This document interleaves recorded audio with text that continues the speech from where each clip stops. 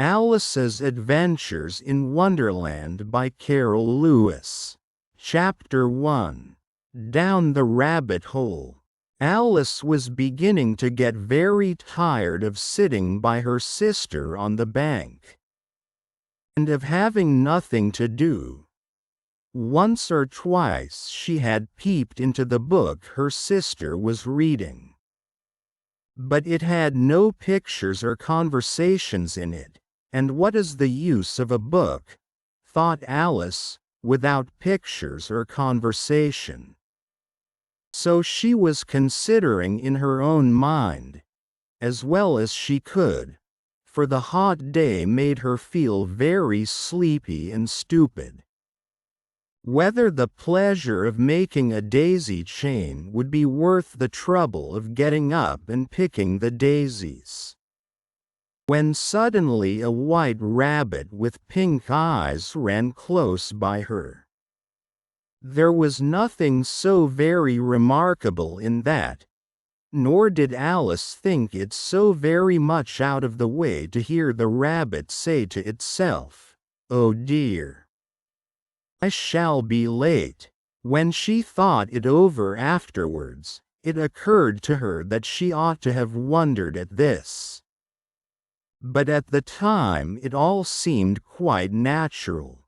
But when the rabbit actually took a watch out of its waistcoat pocket, and looked at it, and then hurried on, Alice started to her feet. For it flashed across her mind that she had never before seen a rabbit with either a waistcoat pocket or a watch to take out of it. And burning with curiosity, she ran across the field after it, and fortunately was just in time to see it pop down a large rabbit hole under the hedge. In another moment down went Alice after it, never once considering how in the world she was to get out again. The rabbit hole went straight on like a tunnel for some way, and then dipped suddenly down. So suddenly that Alice had not a moment to think about stopping herself before she found herself falling down a very deep well. Either the well was very deep, or she fell very slowly. For she had plenty of time as she went down to look about her and to wonder what was going to happen next. First, she tried to look down and make out what she was coming to, but it was too dark to see anything. Then she looked at the sides of the well, and noticed that they were filled with cupboards and bookshelves. Here and there she saw maps and pictures hung upon pegs. She took down a jar from one of the shelves as she passed. It was labeled, "Orange Marmalade." But to her great disappointment it was empty. She did not like to drop the jar for fear of killing somebody, so managed to put it into one of the cupboards as she fell past it. Thought Alice to herself, after such a fall as this, I shall think nothing of tumbling downstairs. How brave they'll all think me at home. Why, I wouldn't say anything about it, even if I fell off the top of the house. Which was very likely true. Down, down, down. Would the fall never come to an end? I wonder how many miles have fallen by this time, she said aloud. I must be getting somewhere near the center of the earth. Let me see. That would be 4,000 miles down, I think. For, you see, Alice had learnt several things of this sort in her lessons in the schoolroom. And though this was not a very good opportunity for showing off her knowledge, as there was no one to listen to her, Still, it was good practice to say it over. Yes. That's about the right distance. But then I wonder what latitude or longitude I've got to. Alice had no idea what latitude was, or longitude either, but thought they were nice grand words to say.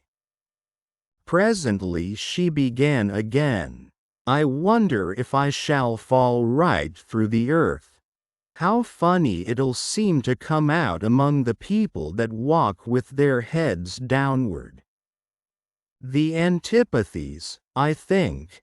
She was rather glad there was no one listening, this time. As it didn't sound at all the right word, but I shall have to ask them what the name of the country is. You know. Please, Ma.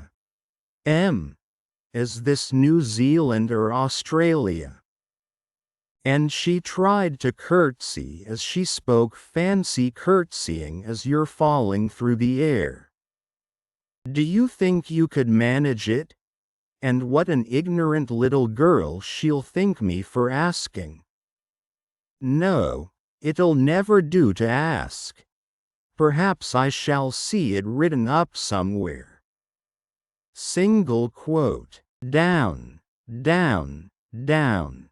There was nothing else to do, so Alice soon began talking again. Dinah'll miss me very much tonight, I should think. Dinah was the cat. I hope they'll remember her saucer of milk at tea time. Dinah, my dear, I wish you were down here with me. There are no mice in the air, I'm afraid, but you might catch a bat, and that's very like a mouse, you know. But do cats eat bats, I wonder? And here Alice began to get rather sleepy, and went on saying to herself, in a dreamy sort of way, do cats eat bats? Do cats eat bats? And sometimes, do bats eat cats? For, you see, as she couldn't answer either question, it didn't much matter which way she put it. She felt that she was dozing off, and had just begun to dream that she was walking hand in hand with Dinah, and saying to her very earnestly, "Now, Dinah, tell me the truth.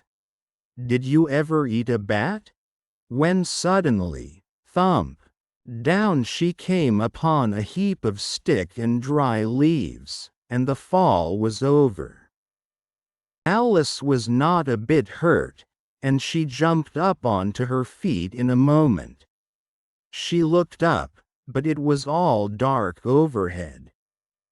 Before her was another long passage, and the white rabbit was still in sight, hurrying down it. There was not a moment to be lost.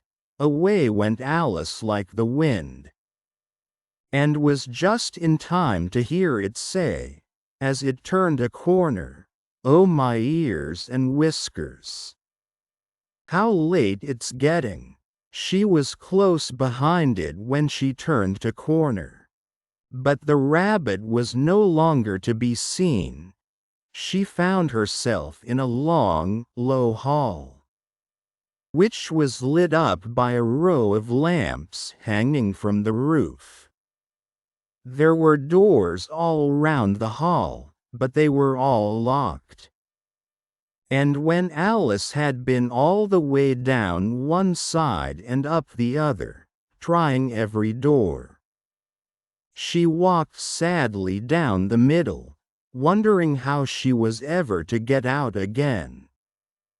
Suddenly she came upon a little three-legged table, all made of solid glass.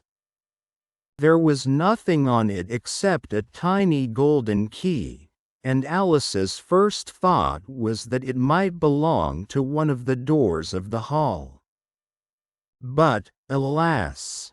Either the locks were too large, or the key was too small, but at any rate it would not open any of them.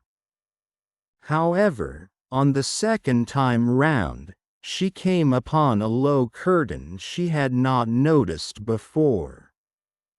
And behind it was a little door about 15 inches high. She tried the little golden key in the lock, and to her great delight it fitted. Alice opened the door and found that it led into a small passage, not much larger than a rat hole. She knelt down and looked along the passage into the loveliest garden you ever saw. How she longed to get out of that dark hall, and wander about among those beds of bright flowers and those cool fountains. But she could to even get her head thought he doorway. And even if my head would go through, thought poor Alice, it would be of very little use without my shoulders. Oh, how I wish I could shut up like a telescope. I think I could, if I only know how to begin. For, you see, so many out-of-the-way things had happened lately, that Alice had begun to think that very few things indeed were really impossible. There seemed to be no use in waiting by the little door, so she went back to the table, half hoping she might find another key on it, or at any rate a book or rules for shutting people up like telescopes. This time she found a little bottle on it, which certainly was not here before, said Alice, and round the neck of the bottle was a paper label, with the words, "Drink me," beautifully printed on it in large letters. It was all very well to say, "Drink me," but the wise little Alice was not going to do that in a hurry.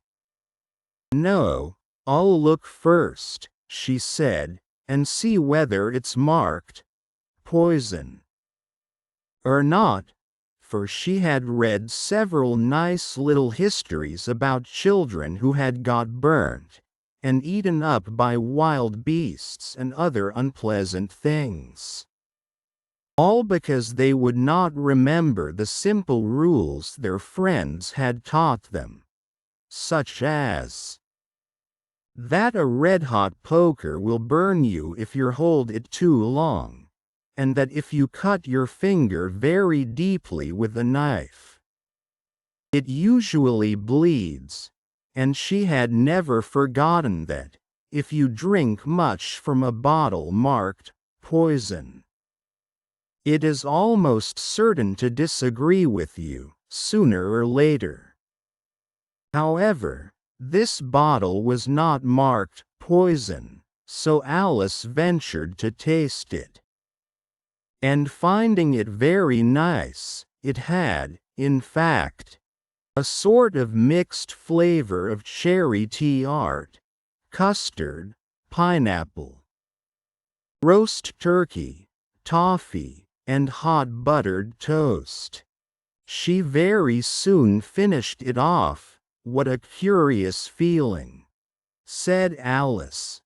"I must be shutting up like a telescope." And so it was indeed.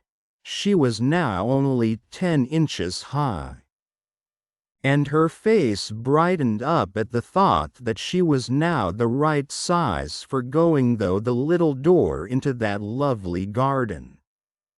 First, however, she waited for a few minutes to see if she was going to shrink any further. She felt a little nervous about this, for it might end, you know, said Alice to herself, in my going out altogether, like a candle. I wonder what I should be like then. And she tried to fancy what the flame of a candle is like after the candle is blown out, for she could not remember ever having seen such a thing. After a while, finding that nothing more happened, she decided on going into the garden at once. But, alas for poor Alice! When she got to the door, she found he had forgotten the little golden key, and when she went back to the table for it, she found she could not possibly reach it. She could see it quite plainly through the glass. And she tried her best to climb up one of the legs of the table, but it was too slippery. And when she had tired herself out with trying, the poor little thing sat down and cried. "Come, there's no use in crying like that," said Alice to herself, rather sharply. "I advise you to leave off this minute." She generally gave herself very good advice, though she very seldom followed it. And sometimes she scolded herself so severely as to bring tears into her eyes. And once she remembered trying to box her own ears for having cheated herself in a game of croquet she was playing against herself. For this curious child was very fond of pretending to be two people. But it's no use now, thought poor Alice, to pretend to be two people. Why, there's hardly enough of me left to make one respectable person. Soon her eye fell on a little glass box that was lying under the table. She opened it, and found in it a very small cake, on which the words, "Eat me," were beautifully marked in currants. "Well, I'll eat it," said Aloud, "and if it makes me grow larger, I can reach the key. And if it makes me grow smaller, I can creep under the door. So either way I'll get into the garden, and I don't care which happens." Single quote. She ate a little bit, and said anxiously to herself, "Which way? Which way?" holding her hand on the top of her head to feel which way it was growing. And she was quite surprised to find that she remained the same size. To be sure, this generally happens when one eats cake. But Alice had got so much into the way of expecting nothing but out of the way things to happen, that it seemed quite dull and stupid for life to go on in the common way. So she set to work, and very soon finished off the cake. Chapter 2. The Pool of Tears. "Curiouser and curiouser," cried Alice. She was so much surprised that for the moment she quite forgot how to speak good English. "Now I'm opening out like the largest telescope that ever was. Goodbye, feet." For when she looked down at her feet, they seemed to be almost out of sight, they were getting so far off. "Oh, my poor little feet. I wonder who will put on your shoes and stockings for you now, dears? I'm sure I shan't be able. I shall be a great deal too far off to trouble myself about you. You must manage the best way you can." "But I must be kind to them," thought Alice, "or perhaps they won't walk the way I want to go. Let me see. I'll give them a new pair of boots every Christmas." Single quote. And she went on planning to herself how she would manage it.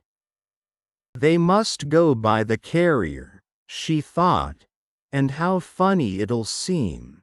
sending presents to one's own feet.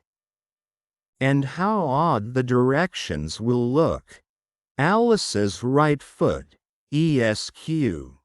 Hearthrug. Near the fender, with Alice's love.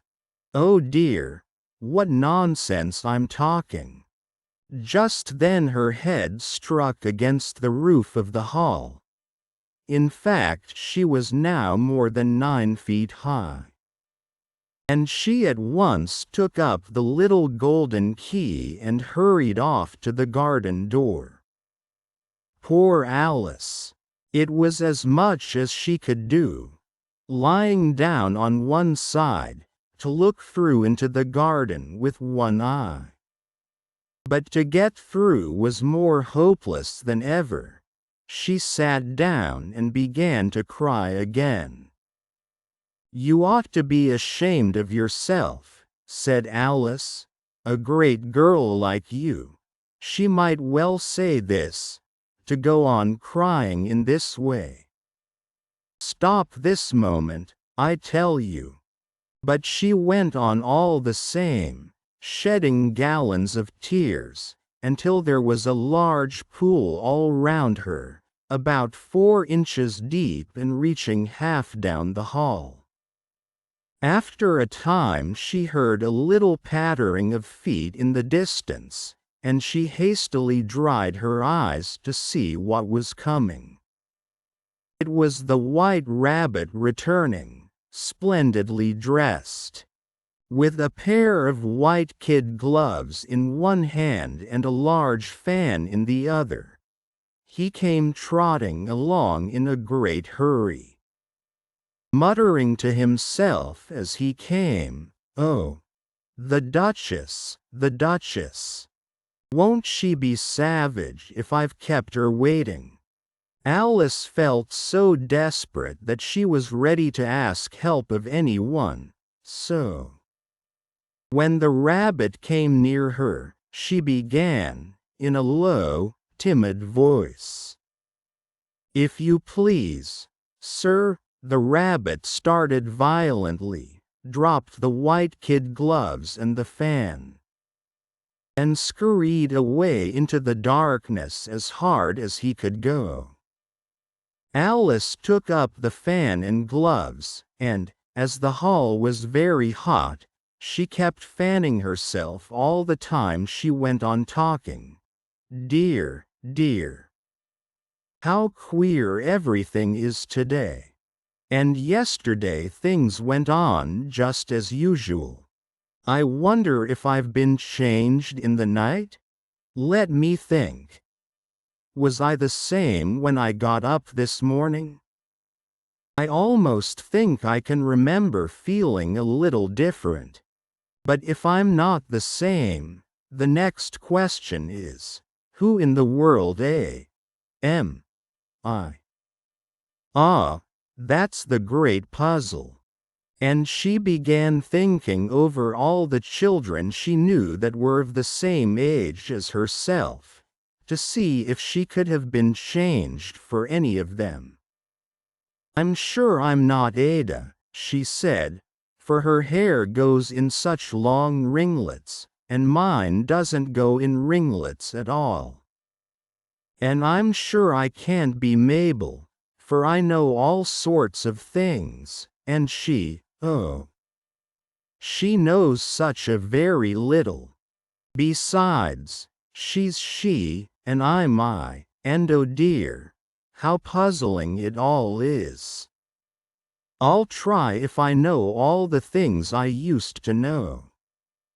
Let me see. 4 times 5 is 12. And 4 times 6 is 13, and 4 times 7 I so dear. I shall never get to 20 at that rate. However, the multiplication table doesn't signify. Let's try geography. London is the capital of Paris, and Paris is the capital of Rome, and Romino. That's all wrong, I'm certain. I must have been changed for Mabel. I'll try and say, how doth the little?"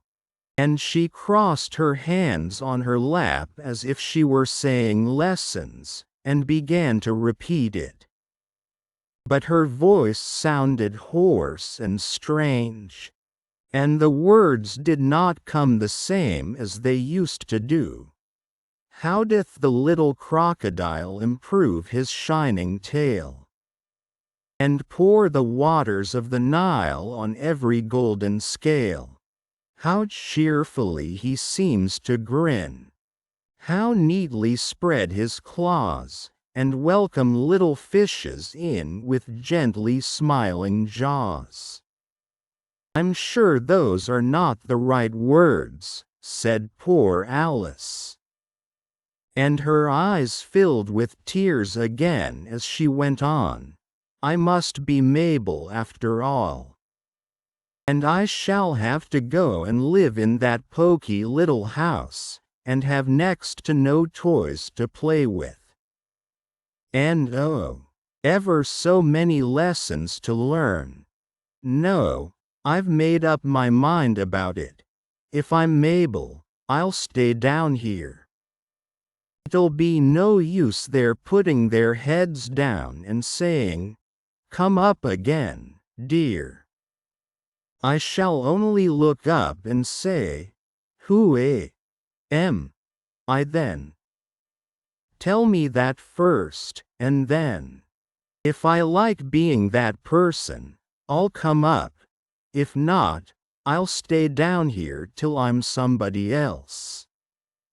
"But, oh dear," cried Alice, with a sudden burst of tears, "I do wish they would put their heads down. I am so very tired of being all alone here." Single quote. As she said this she looked down at her hands, and was surprised to see that she had put on one of the rabbit's little white kid gloves while she was talking. "How can I have done that?" she thought. "I must be growing small again." She got up and went to the table to measure herself by it, and found that, as nearly as she could guess, she was now about 2 feet high, and was going on shrinking rapidly. She soon found out that the cause of this was the fan she was holding, and she dropped it hastily, just in time to avoid shrinking away altogether. "That was a narrow escape," said Alice, a good deal frightened at the sudden change, but very glad to find herself still in existence. "And now for the garden." And she ran with all speed back to the little door. But, alas! The little door was shut again, and the little golden key was lying on the glass table as before. "And things are worse than ever," thought the poor child, "for I never was so small as this before. Never, and I declare it's too bad, that it is." Single quote. As she said these words her foot slipped, and in another moment, splash! She was up to her chin in salt water. Her first idea was that she had somehow fallen into the sea, and in that case I can go back by railway, she said to herself. Alice had been to the seaside once in her life, and had come to the general conclusion that wherever you go to on the English coast you find a number of bathing machines in the sea. Some children digging in the sand with wooden spades, then a row of lodging houses, and behind them a railway station. However, she soon made out that she was in the pool of tears which she had wept when she was 9 feet high. "I wish I hadn't cried so much," said Alice, as she swam about, trying to find her way out.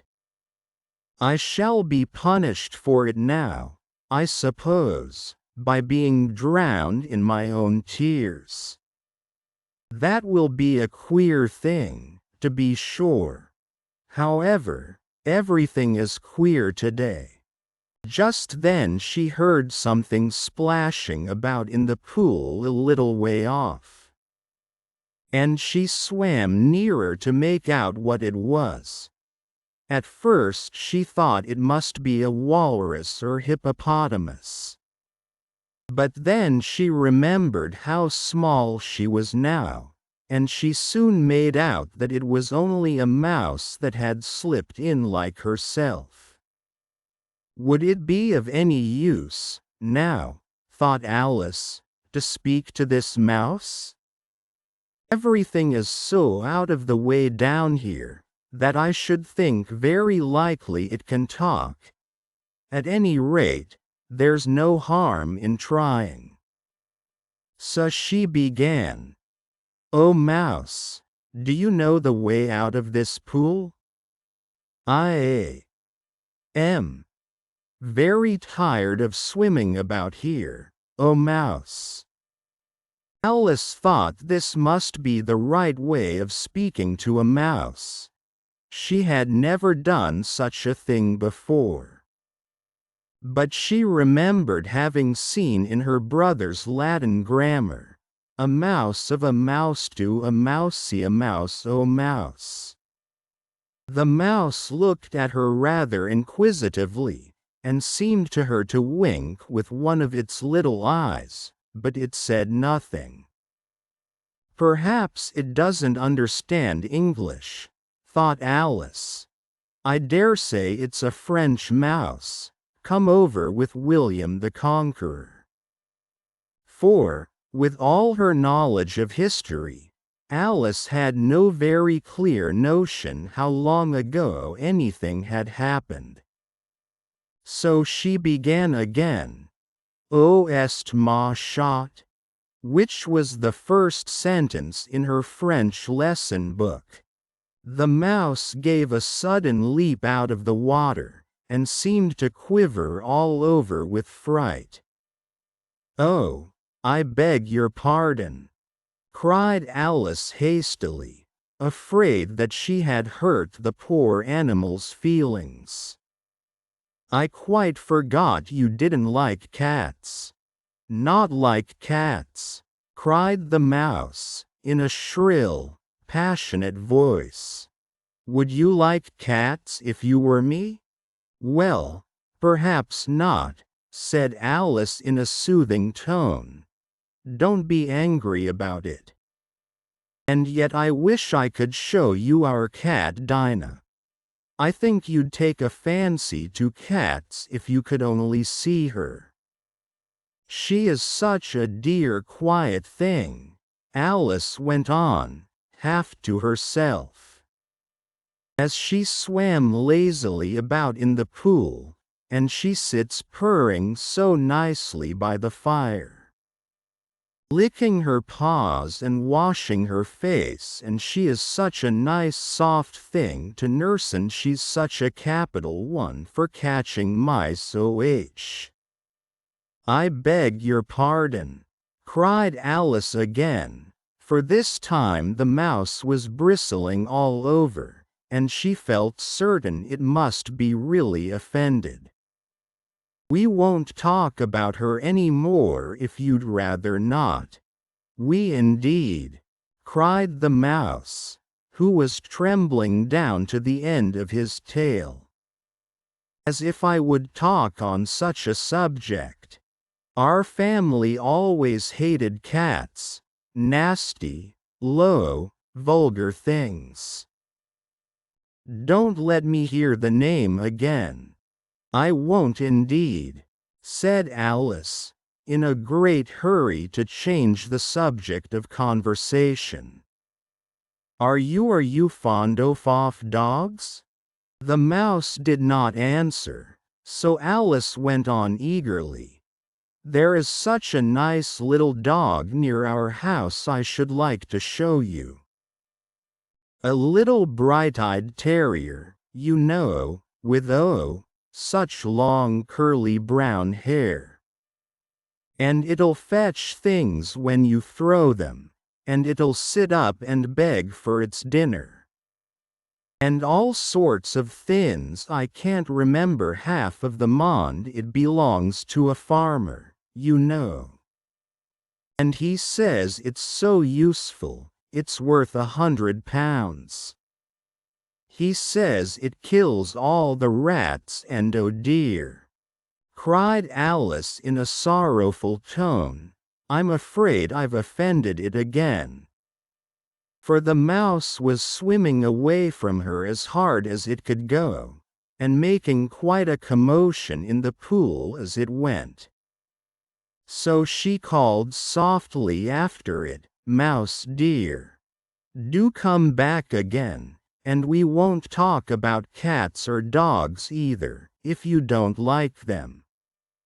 When the mouse heard this, it turned round and swam slowly back to her. Its face was quite pale, with passion. Alice thought, and it said in a low trembling voice, let us get to the shore. And then I'll tell you my history, and you'll understand why it is I hate cats and dogs. It was high time to go, for the pool was getting quite crowded with the birds and animals that had fallen into it. There were a duck and a dodo, a lory and an eaglet, and several other curious creatures. Alice led the way, and the whole party swam to the shore. Chapter 3. A Caucus Race and a Long Tail. They were indeed a queer-looking party that assembled on the bank, the birds with draggled feathers, the animals with their fur clinging close to them, and all dripping wet, cross, and uncomfortable. The first question, of course, was, how to get dry again. They had a consultation about this. And after a few minutes it seemed quite natural to Alice to find herself talking familiarly with them, as if she had known them all her life. Indeed, she had quite a long argument with the lory, who at last turned sulky, and would only say, I am older than you, and must know better. And this Alice would not allow without knowing how old it was, and, as the lory positively refused to tell its age, there was no more to be said. At last the mouse, who seemed to be a person of authority among them, called out, sit down, all of you, and listen to me. I'll soon make you dry enough. They all sat down at once, in a large ring, with the mouse in the middle. Alice kept her eyes anxiously fixed on it, for she felt sure she would catch a bad cold if she did not get dry very soon. Said the mouse with an important air, are you all ready? This is the driest thing I know. Silence all round, if you please. William the Conqueror, whose cause was favored by the Pope, was soon submitted to by the English, who wanted leaders, and had been of late much accustomed to usurpation and conquest. Edwin and Morcar, the Earls of Mercia and Northumbria. Ah, said the lory, with a shiver. I beg your pardon, said the mouse, frowning, but very politely. Did you speak? Said the lory hastily. I thought you did, said the mouse. I proceed. Edwin and Morcar, the Earls of Mercia and Northumbria, declared for him, and even Stigand, the patriotic Archbishop of Canterbury, found it advisable. Found what? Said the duck. Found it, the mouse replied rather crossly. Of course you know what it means. I know what it means well enough. When I find a thing, said the duck, it's generally a frog or a worm. The question is, what did the Archbishop find? Single quote. The mouse did not notice this question, but hurriedly went on. Found it advisable to go with Edgar Atheling to meet William and offer him the crown. William's conduct at first was moderate, but the insolence of his Normans. How are you getting on now, my dear? It continued, turning to Alice as it spoke. As wet as ever, said Alice in a melancholy tone. It doesn't seem to dry me at all. In that case, said the dodo solemnly, rising to its feet, I move that the meeting adjourn. For the immediate adoption of more energetic remedies, speak English, said the eaglet. I don't know the meaning of half those long words, and, what's more, I don't believe you do either. And the eaglet bent down its head to hide a smile. Some of the other birds tittered audibly. What I was going to say, said the dodo in an offended tone, was that the best thing to get us dry would be a caucus race. What is a caucus race? Said Alice. Not that she wanted much to know. But the dodo had paused as if it thought that somebody ought to speak. And no one else seemed inclined to say anything.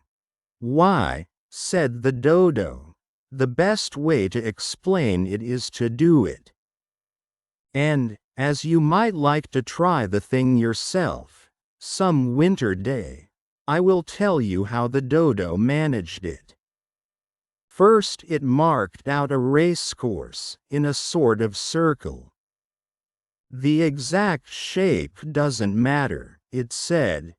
And then all the party were placed along the course, here and there. There was no 1, 2, 3, and away. But they began running when they liked, and left off when they liked, so that it was not easy to know when the race was over. However, when they had been running half an hour or so, and were quite dry again, the dodo suddenly called out, "The race is over." And they all crowded round it, panting, and asking, "But who has won?" This question the dodo could not answer without a great deal of thought. And it sat for a long time with one finger pressed upon its forehead, the position in which you usually see Shakespeare in the pictures of him, while the rest waited in silence. At last the dodo said, "Everybody has won, and all must have prizes." "But who is to give the prizes?" Quite a chorus of voices asked. "Why, she, of course," said the dodo, pointing to Alice with one finger. And the whole party at once crowded round her, calling out in a confused way, "Prizes." Alice had no idea what to do, and in despair she put her hand in her pocket, and pulled out a box of comfits. Luckily the salt water had not got into it, and handed them round as prizes. There was exactly one apiece all round. "But she must have a prize herself, you know," said the mouse. "Of course," the dodo replied very gravely. "What else have you got in your pocket?" he went on, turning to Alice. "Only a thimble," said Alice sadly. "Hand it over here," said the dodo. Then they all crowded round her once more, while the dodo solemnly presented the thimble, saying, "We beg your acceptance of this elegant thimble," and, when it had finished this short speech, they all cheered. Alice thought the whole thing very absurd, but they all looked so grave that she did not dare to laugh.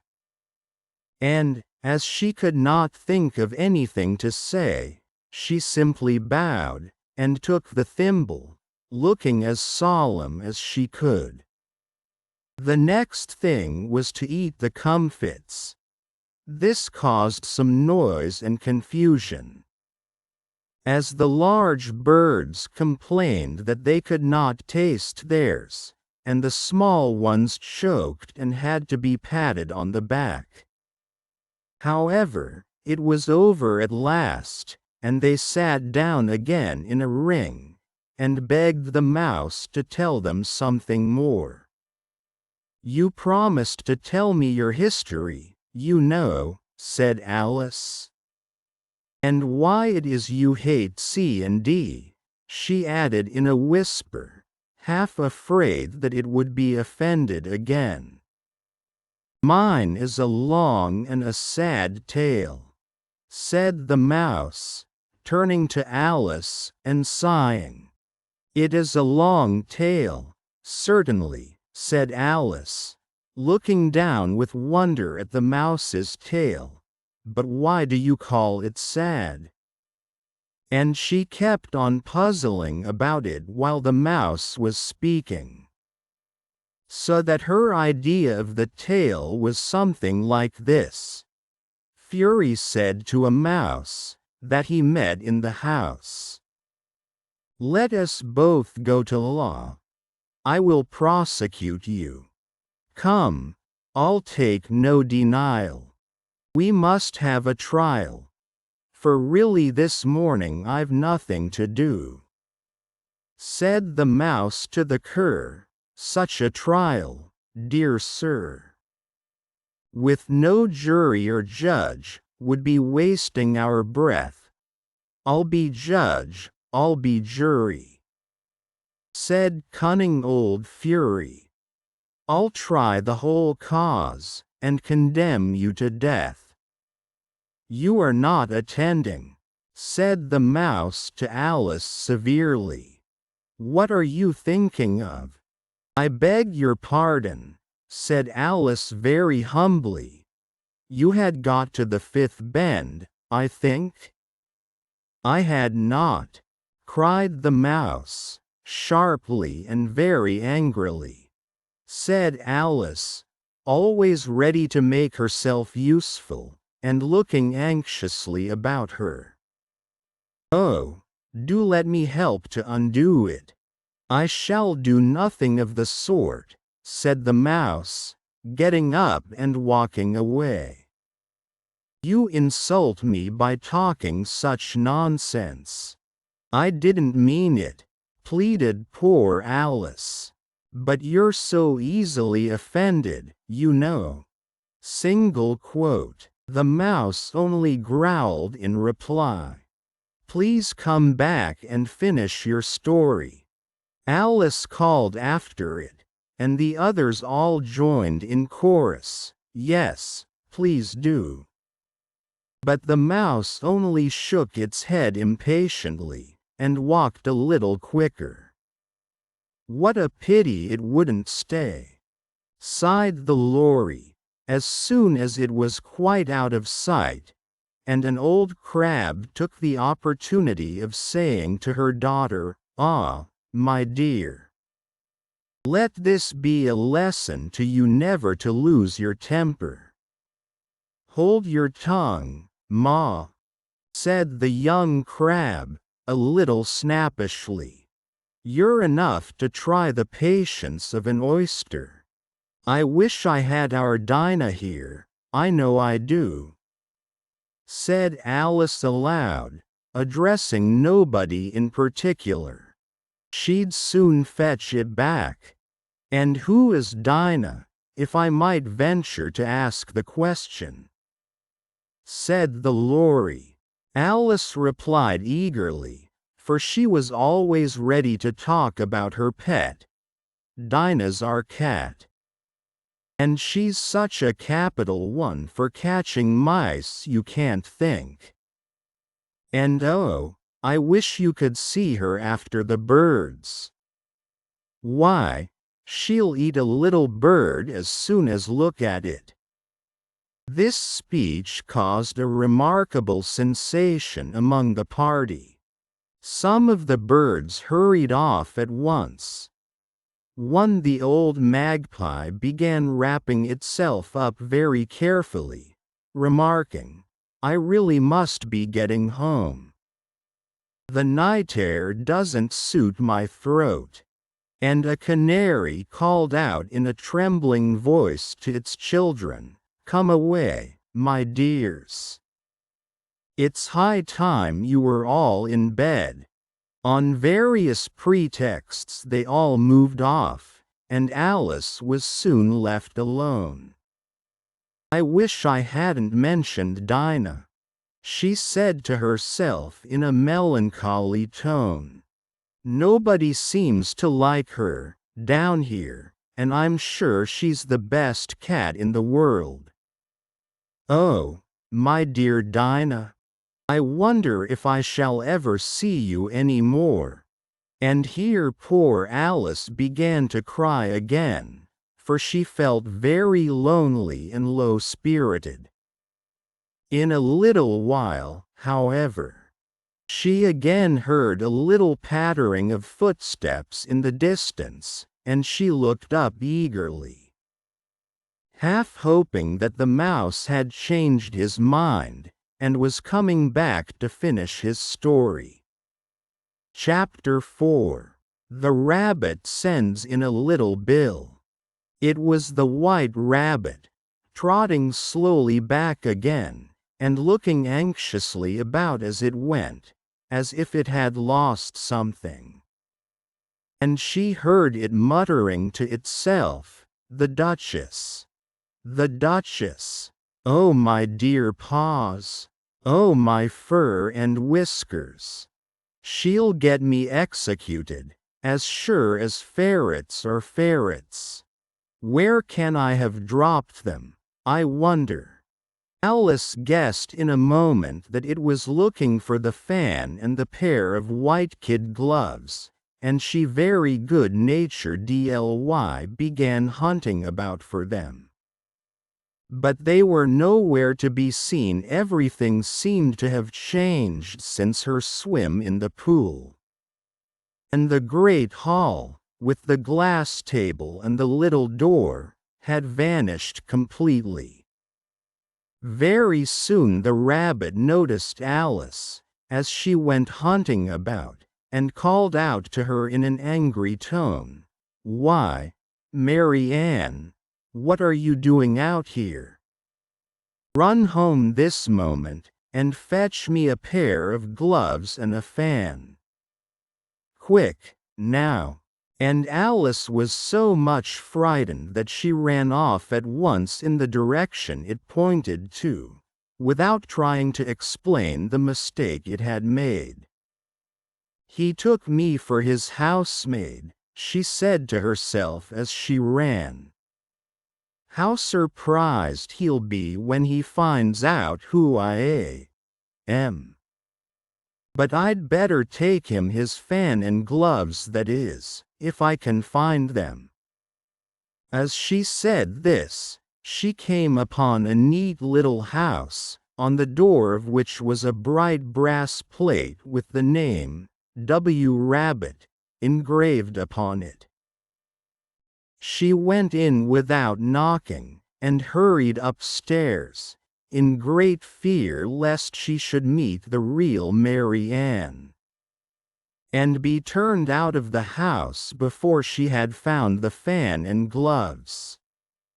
"How queer it seems," Alice said to herself, "to be going messages for a rabbit. I suppose Dinah'll be sending me on messages next." And she began fancying the sort of thing that would happen. "Miss Alice, come here directly, and get ready for your walk. Coming in a minute, nurse. But I've got to see that the mouse doesn't get out. Only I don't think," Alice went on, "that they'd let Dinah stop in the house if it began ordering people about like that." By this time she had found her way into a tidy little room with a table in the window, and on it, as she had hoped, a fan and 2 or 3 pairs of tiny white kid gloves. She took up the fan and a pair of the gloves, and was just going to leave the room, when her eye fell upon a little bottle that stood near the looking-glass. There was no label this time with the words, "Drink me," but nevertheless she uncorked it and put it to her lips.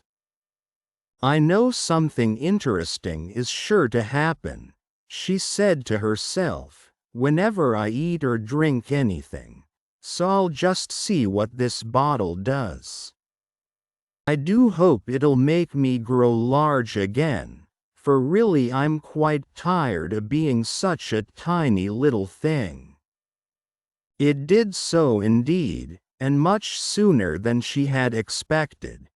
Before she had drunk half the bottle, she found her head pressing against the ceiling, and had to stoop to save her neck from being broken. She hastily put down the bottle, saying to herself, "That's quite enough. I hope I shan't grow any more, as it is. I can't get out at the door. I do wish I hadn't drunk quite so much." Single quote. Alas, it was too late to wish that. She went on growing, and growing, and very soon had to kneel down on the floor. In another minute there was not even room for this. And she tried the effect of lying down with one elbow against the door, and the other arm curled round her head.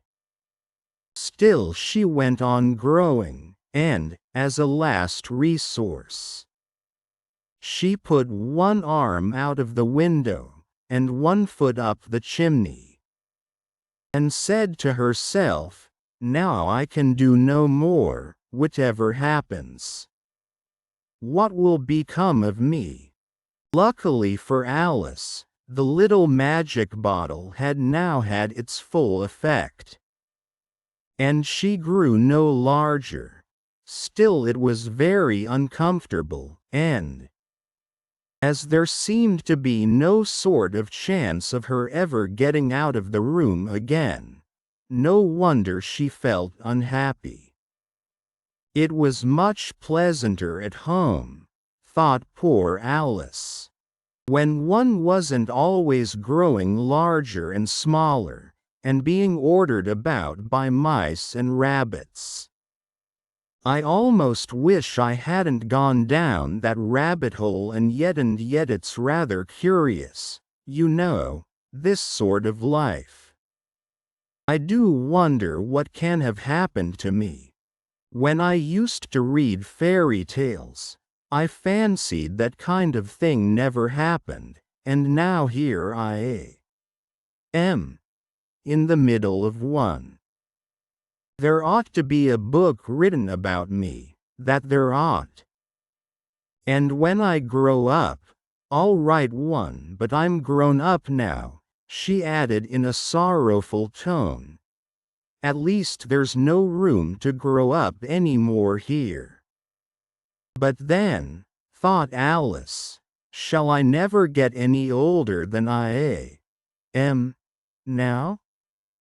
That'll be a comfort, one way, never to be an old woman, but then, always to have lessons to learn. Oh, I shouldn't like that.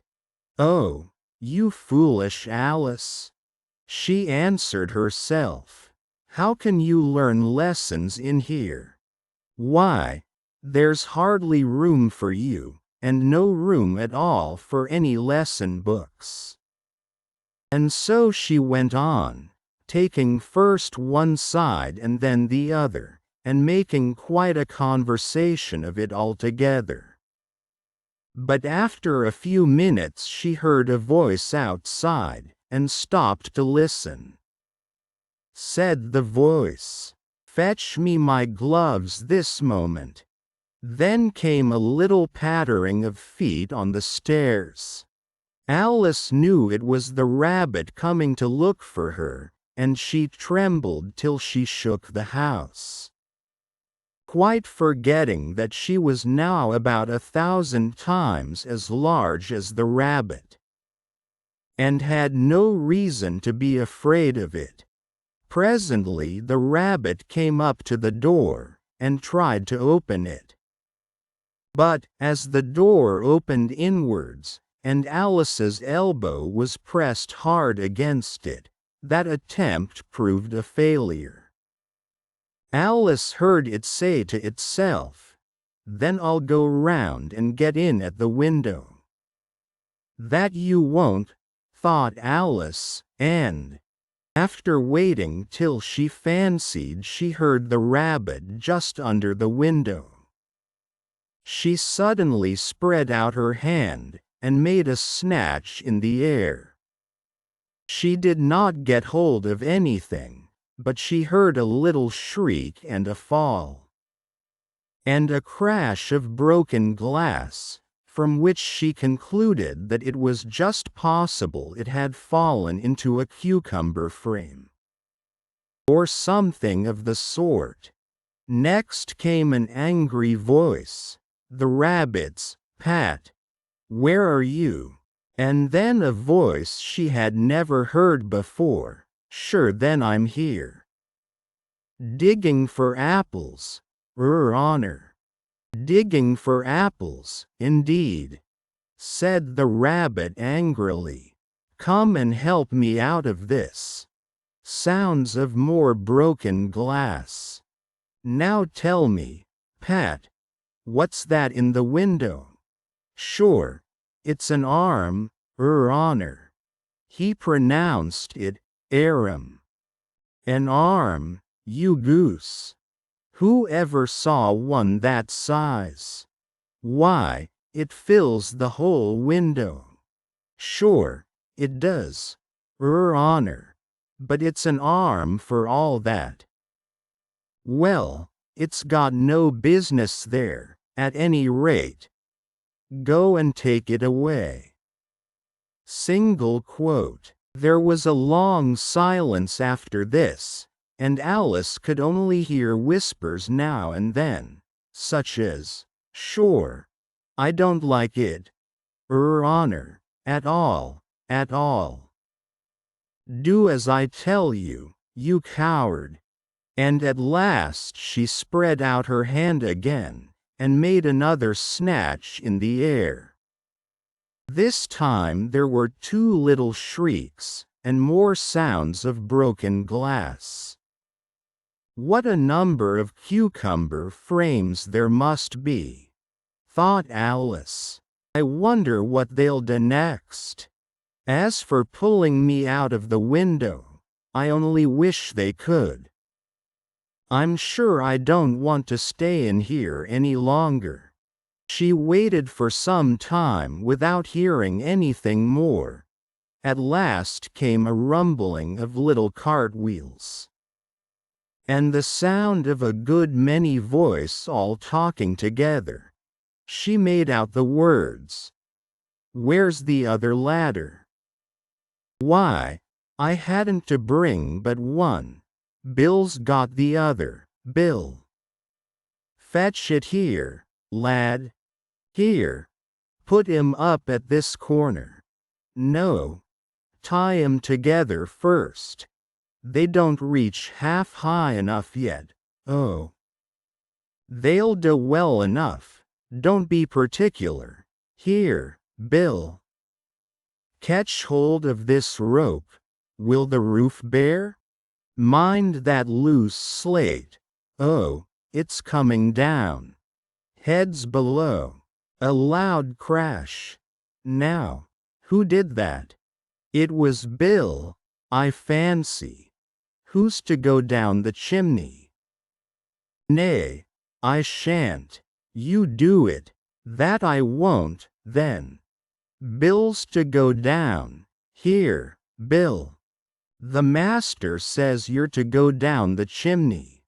So Bill's got to come down the chimney, has he? Said Alice to herself.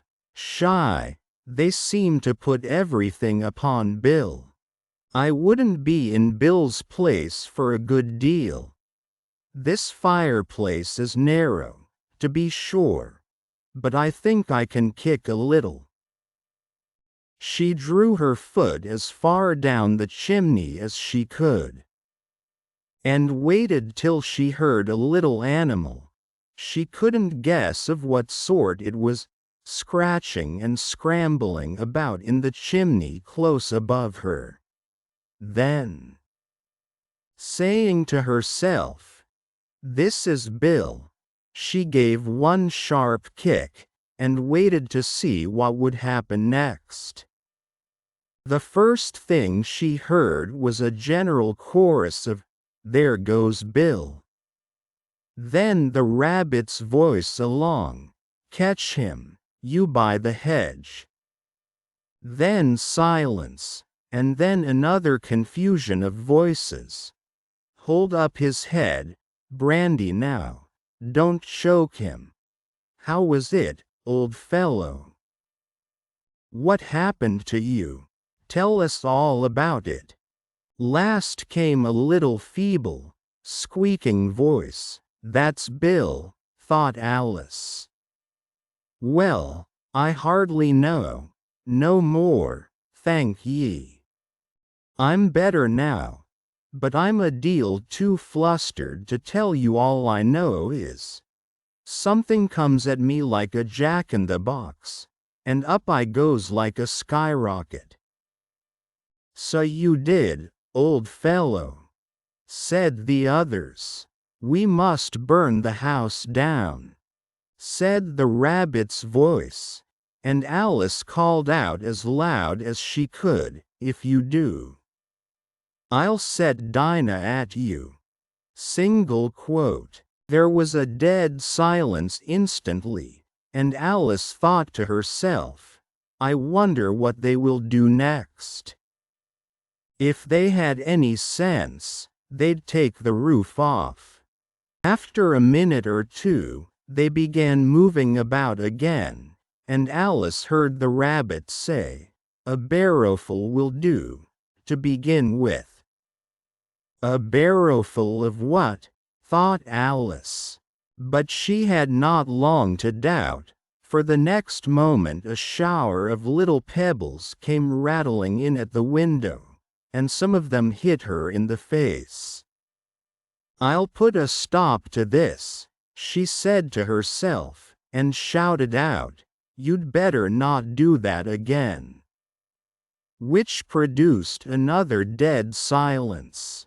Alice noticed with some surprise that the pebbles were all turning into little cakes as they lay on the floor, and a bright idea came into her head. "If I eat one of these cakes," she thought, "it's sure to make some change in my size. And as it can't possibly make me larger, it must make me smaller, I suppose." Single quote. So she swallowed one of the cakes, and was delighted to find that she began shrinking directly. As soon as she was small enough to get through the door, she ran out of the house and found quite a crowd of little animals and birds waiting outside. The poor little lizard, Bill, was in the middle, being held up by 2 guinea pigs, who were giving it something out of a bottle. They all made a rush at Alice the moment she appeared, but she ran off as hard as she could, and soon found herself safe in a thick wood. "The first thing I've got to do," said Alice to herself, as she wandered about in the wood, "is to grow to my right size again. And the second thing is to find my way into that lovely garden. I think that will be the best plan." It sounded an excellent plan, no doubt, and very neatly and simply arranged. The only difficulty was that she had not the smallest idea how to set about it. And while she was peering about anxiously among the trees, a little sharp bark just over her head made her look up in a great hurry. An enormous puppy was looking down at her with large round eyes, and feebly stretching out one paw, trying to touch her. "Poor little thing," said Alice, in a coaxing tone, and she tried hard to whistle to it. But she was terribly frightened all the time at the thought that it might be hungry, in which case it would be very likely to eat her up in spite of all her coaxing. Hardly knowing what she did, she picked up a little bit of stick, and held it out to the puppy. Whereupon the puppy jumped into the air off all its feet at once, with a yelp of delight, and rushed at the stick, and made believe to worry it. Then Alice dodged behind a great thistle, to keep herself from being run over. And the moment she appeared on the other side, the puppy made another rush at the stick, and tumbled head over heels in its hurry to get hold of it. Then Alice, thinking it was very like having a game of play with a cart horse, and expecting every moment to be trampled under its feet, ran round the thistle again. Then the puppy began a series of short charges at the stick, running a very little way forwards each time and a long way back, and barking hoarsely all the while, till at last it sat down a good way off, panting, with its tongue hanging out of its mouth, and its great eyes half shut. This seemed to Alice a good opportunity for making her escape, so she set off at once, and ran till she was quite tired and out of breath, and till the puppy's bark sounded quite faint in the distance. "And yet what a dear little puppy it was," said Alice, as she leant against a buttercup to rest herself, and fanned herself with one of the leaves. "I should have liked teaching it tricks very much. If I'd only been the right size to do it. I'd nearly forgotten that I've got to grow up again. Let me see, how is it to be managed? I suppose I ought to eat or drink something or other, but the great question is, what?" Single quote. The great question certainly was, what? Alice looked all round her at the flowers and the blades of grass, but she did not see anything that looked like the right thing to eat or drink under the circumstances. There was a large mushroom growing near her, about the same height as herself. And when she had looked under it, and on both sides of it, and behind it, it occurred to her that she might as well look and see what was on the top of it. She stretched herself up on tiptoe, and peeped over the edge of the mushroom. And her eyes immediately met those of a large caterpillar, that was sitting on the top with its arms folded, quietly smoking a long hookah, and taking not the smallest notice of her or of anything else. Chapter 5. Advice from a Caterpillar. The caterpillar and Alice looked at each other for some time in silence. At last the caterpillar took the hookah out of its mouth, and addressed her in a languid, sleepy voice. "Who are you?" said the caterpillar. This was not an encouraging opening for a conversation. Alice replied, rather shyly, I hardly know, sir. Just at present.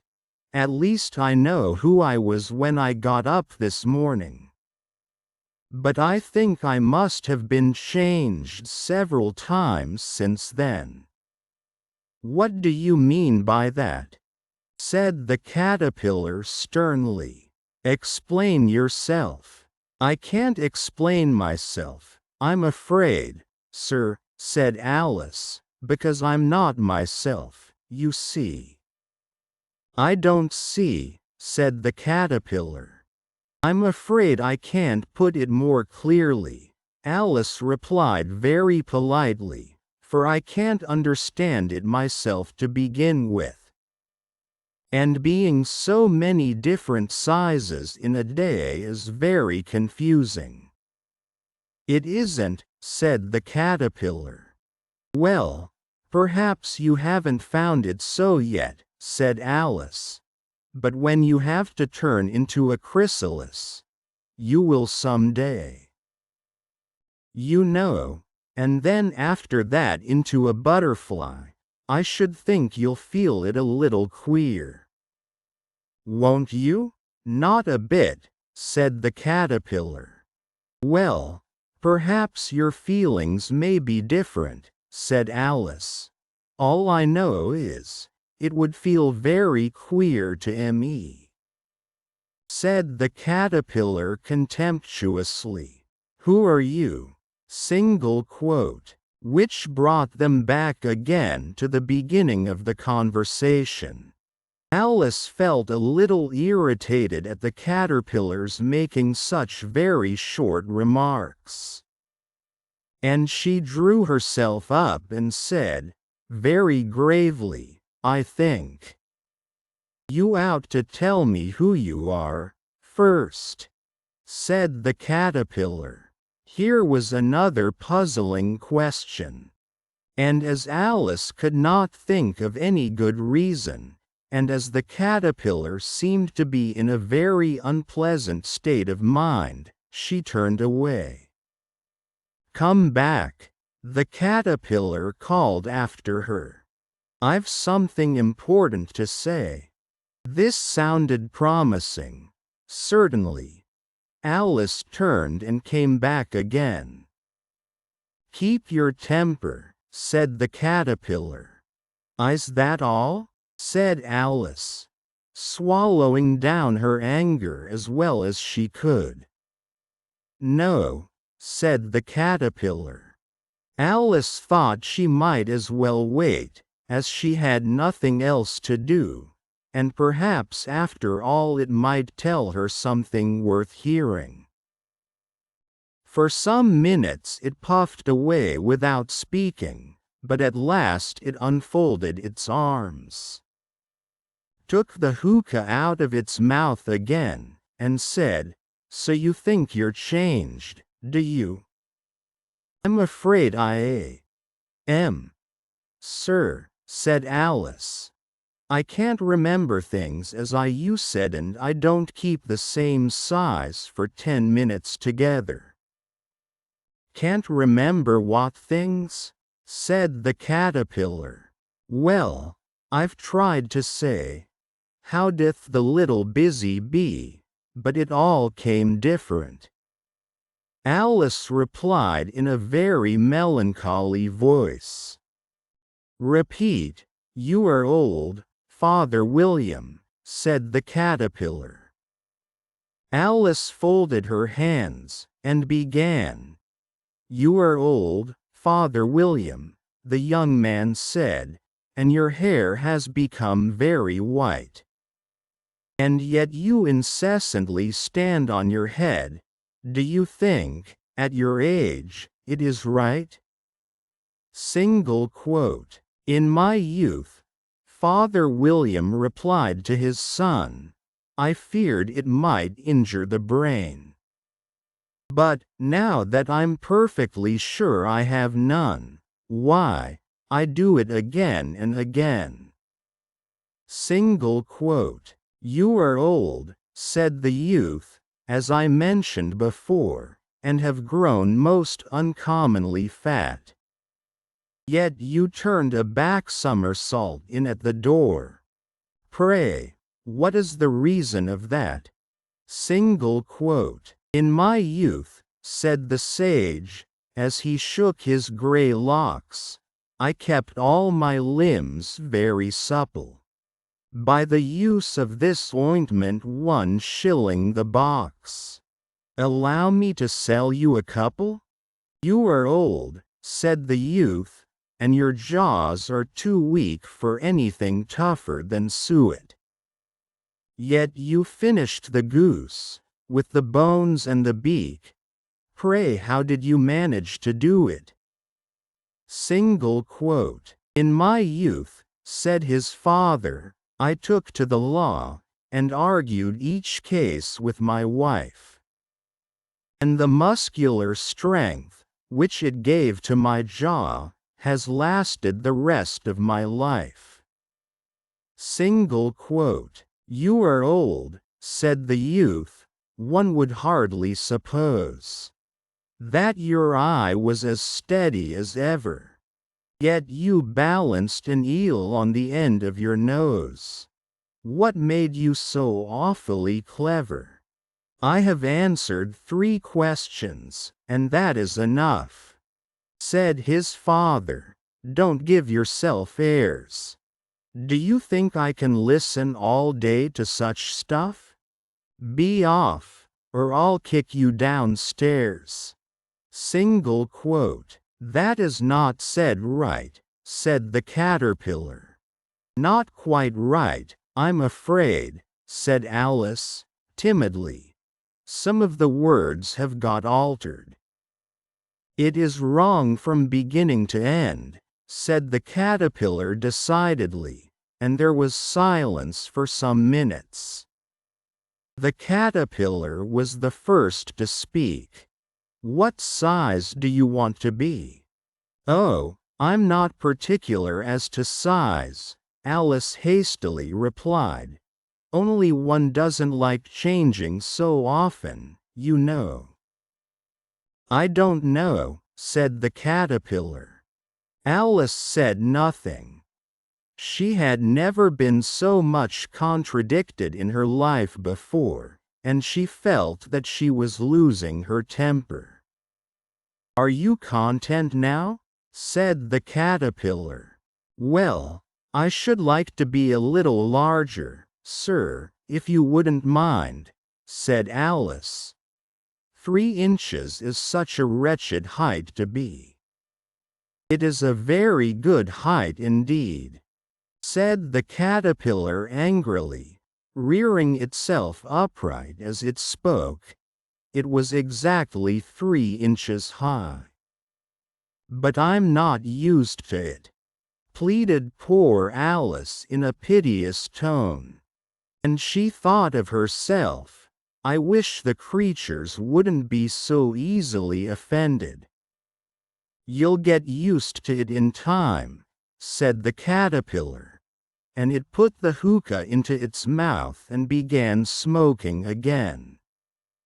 This time Alice waited patiently until it chose to speak again.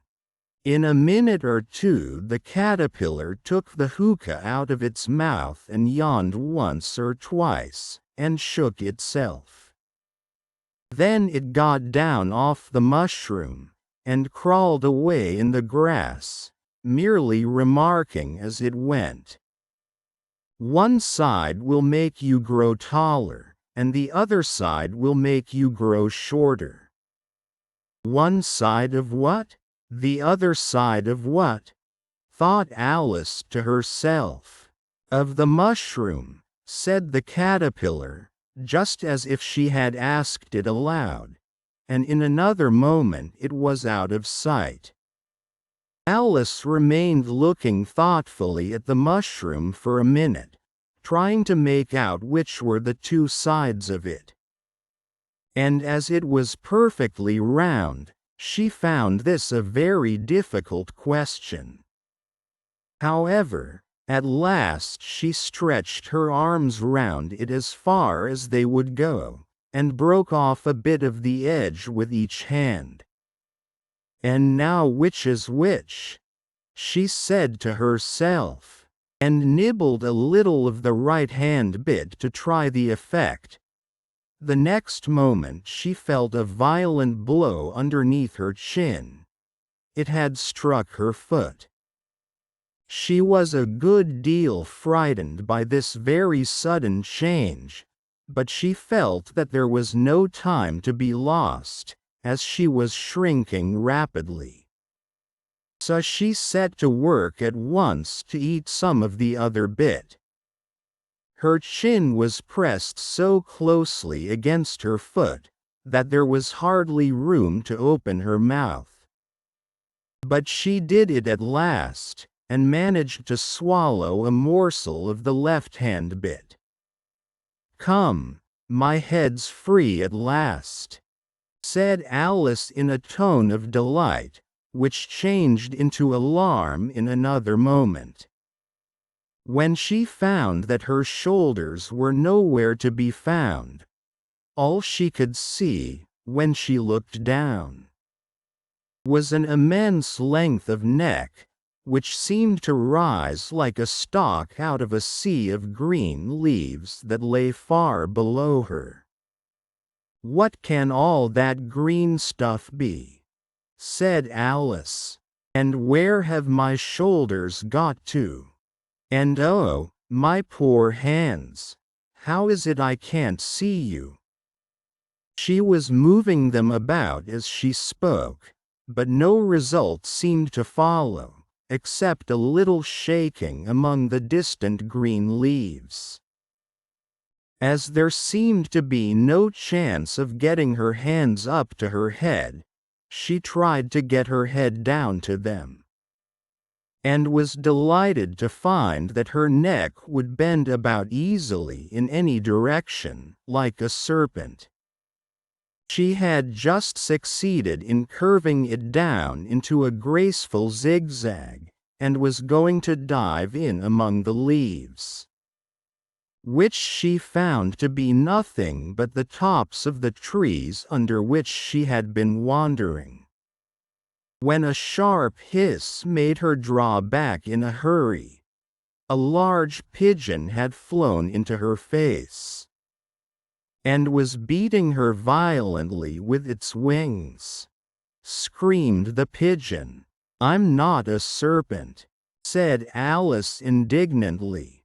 "Let me alone, serpent, I say again," repeated the pigeon, but in a more subdued tone, and added with a kind of sob, "I've tried every way, and nothing seems to suit them."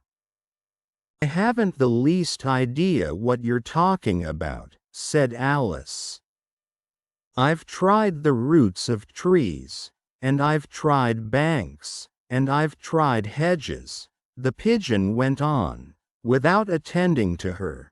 "But those serpents, there's no pleasing them." Single quote. Alice was more and more puzzled, but she thought there was no use in saying anything more till the pigeon had finished. "As if it wasn't trouble enough hatching the eggs," said the pigeon, "but I must be on the lookout for serpents night and day. Why, I haven't had a wink of sleep these 3 weeks." "I'm very sorry you've been annoyed," said Alice, who was beginning to see its meaning. "And just as I'd taken the highest tree in the wood," continued the pigeon, raising its voice to a shriek, "and just as I was thinking I should be free of them at last, they must needs come wriggling down from the sky." "Ah, serpent, but I'm not a serpent, I tell you," said Alice. I'm well, what are you?" said the pigeon. "I can see you're trying to invent something."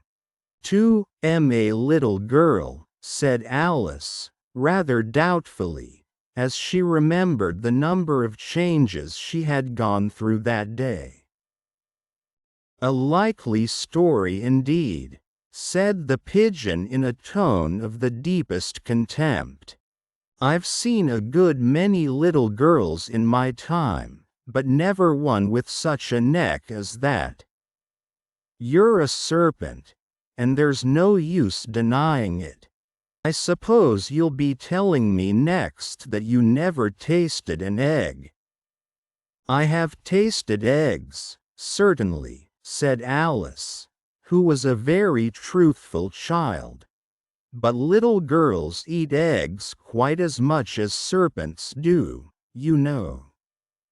"I don't believe it," said the pigeon, "but if they do, why then they're a kind of serpent, that's all I can say."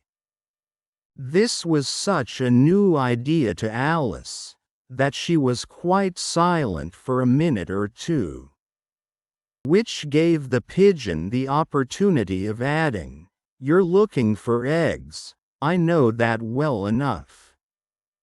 And what does it matter to me whether you're a little girl or a serpent?" "It matters a good deal to me," said Alice hastily, "but I'm not looking for eggs, as it happens. And if I was, I shouldn't want yours. I don't like them raw." "Well, be off, then," said the pigeon in a sulky tone, as it settled down again into its nest. Alice crouched down among the trees as well as she could, for her neck kept getting entangled among the branches. And every now and then she had to stop and untwist it. After a while she remembered that she still held the pieces of mushroom in her hands. And she set to work very carefully, nibbling first at one and then at the other, and growing sometimes taller and sometimes shorter, until she had succeeded in bringing herself down to her usual height. It was so long since she had been anything near the right size, that it felt quite strange at first. But she got used to it in a few minutes, and began talking to herself, as usual. "Come, there's half my plan done now. How puzzling all these changes are. I'm never sure what I'm going to be, from one minute to another. However, I've got back to my right size. The next thing is to get into that beautiful garden. How is that to be done, I wonder?" As she said this, she came suddenly upon an open place, with a little house in it about 4 feet high. "Whoever lives there," thought Alice, "it'll never do to come upon them this size. Why, I should frighten them out of their wits." So she began nibbling at the right-hand bit again, and did not venture to go near the house till she had brought herself down to 9 inches high. Chapter 6. Pig and Pepper. For a minute or two she stood looking at the house, and wondering what to do next, when suddenly a footman in livery came running out of the wood. She considered him to be a footman because he was in livery. Otherwise, judging by his face only, she would have called him a fish, and rapped loudly at the door with his knuckles. It was opened by another footman in livery, with a round face, and large eyes like a frog. And both footmen, Alice noticed, had powdered hair that curled all over their heads. She felt very curious to know what it was all about, and crept a little way out of the wood to listen. The fish footman began by producing from under his arm a great letter, nearly as large as himself. And this he handed over to the other, saying, in a solemn tone, "For the Duchess, an invitation from the Queen to play croquet." The frog footman repeated, in the same solemn tone, only changing the order of the words a little, "from the Queen. An invitation for the Duchess to play croquet." Single quote. Then they both bowed low, and their curls got entangled together. Alice laughed so much at this, that she had to run back into the wood for fear of their hearing her. And when she next peeped out, the fish footman was gone, and the other was sitting on the ground near the door, staring stupidly up into the sky. Alice went timidly up to the door, and knocked. "There's no sort of use in knocking," said the footman, "and that for 2 reasons.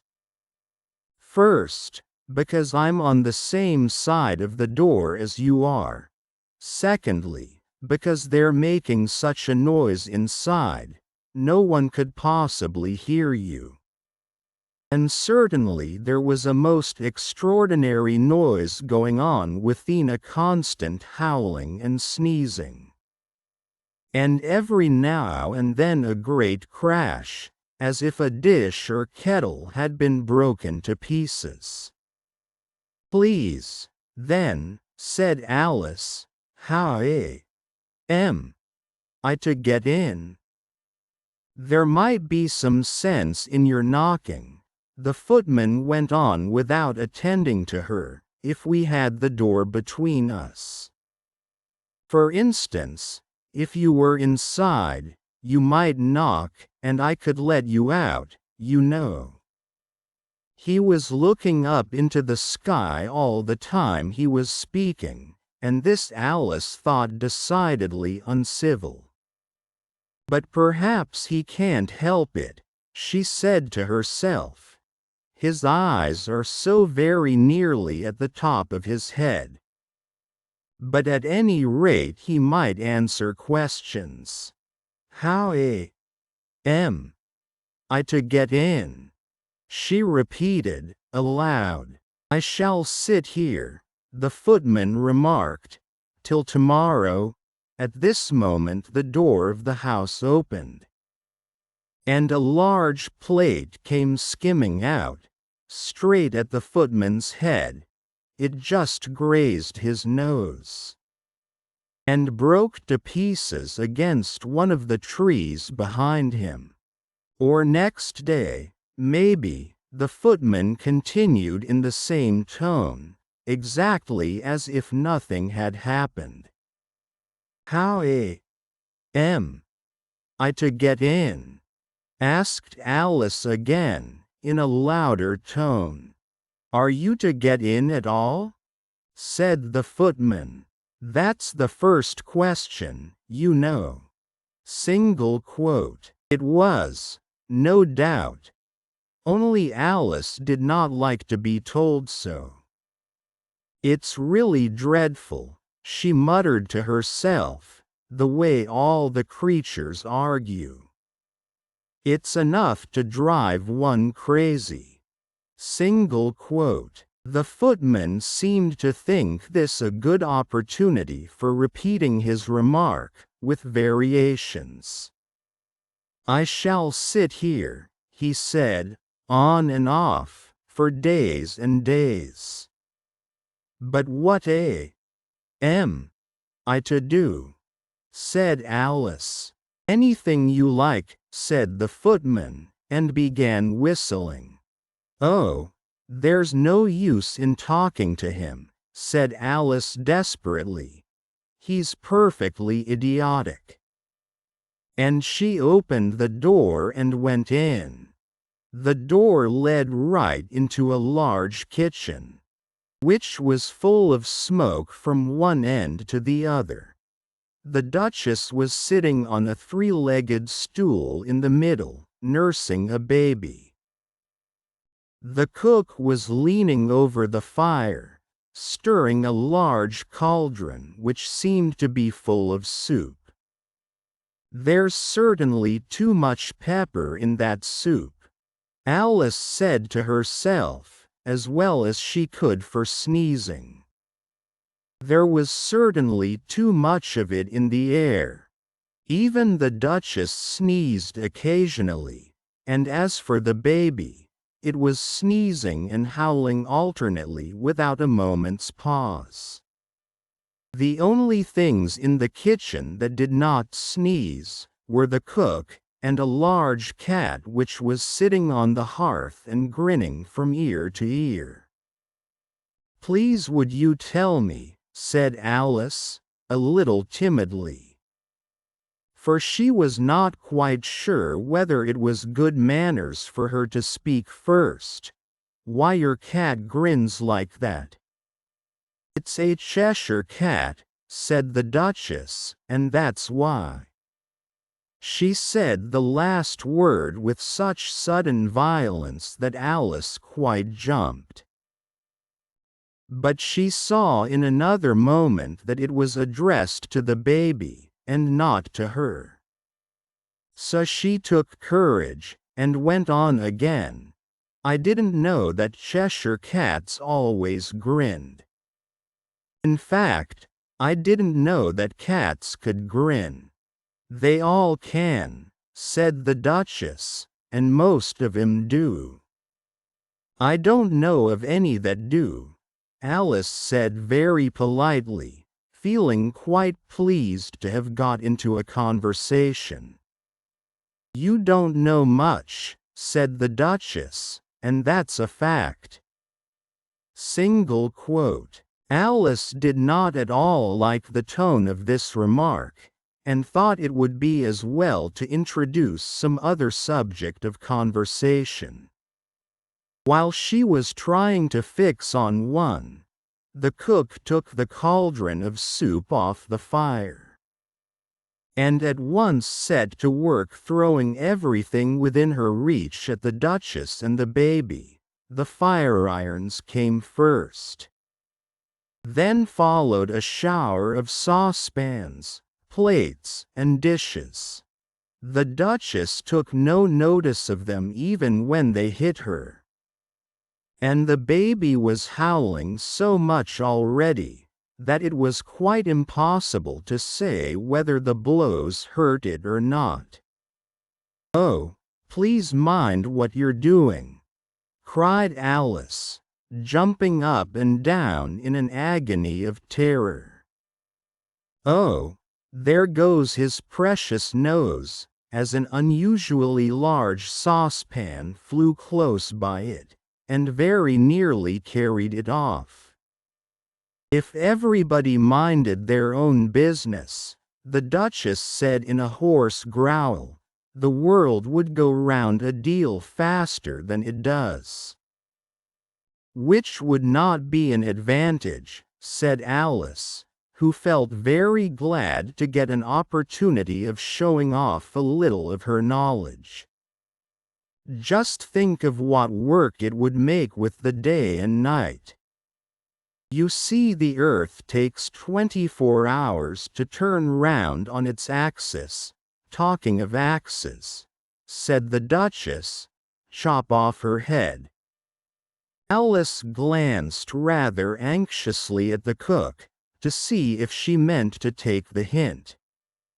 But the cook was busily stirring the soup, and seemed not to be listening, so she went on again. 24 hours, I think. Or is it 12? Oh, don't bother me, said the Duchess. I never could abide figures.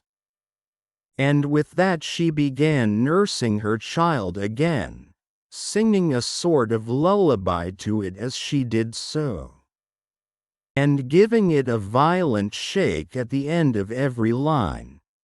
Speak roughly to your little boy, and beat him when he sneezes. He only does it to annoy, because he knows it teases. Single quote, chorus, in which the cook and the baby joined. Wow! While the Duchess sang the second verse of the song, she kept tossing the baby violently up and down. And the poor little thing howled so that Alice could hardly hear the words. I speak severely to my boy, I beat him when he sneezes. For he can thoroughly enjoy the pepper when he pleases. Single quote, chorus. Wow! Here, you may nurse it a bit, if you like, the Duchess said to Alice, flinging the baby at her as she spoke. I must go and get ready to play croquet with the Queen, and she hurried out of the room. The cook threw a frying pan after her as she went out, but it just missed her. Alice caught the baby with some difficulty, as it was a queer-shaped little creature, and held out its arms and legs in all directions, just like a starfish, thought Alice.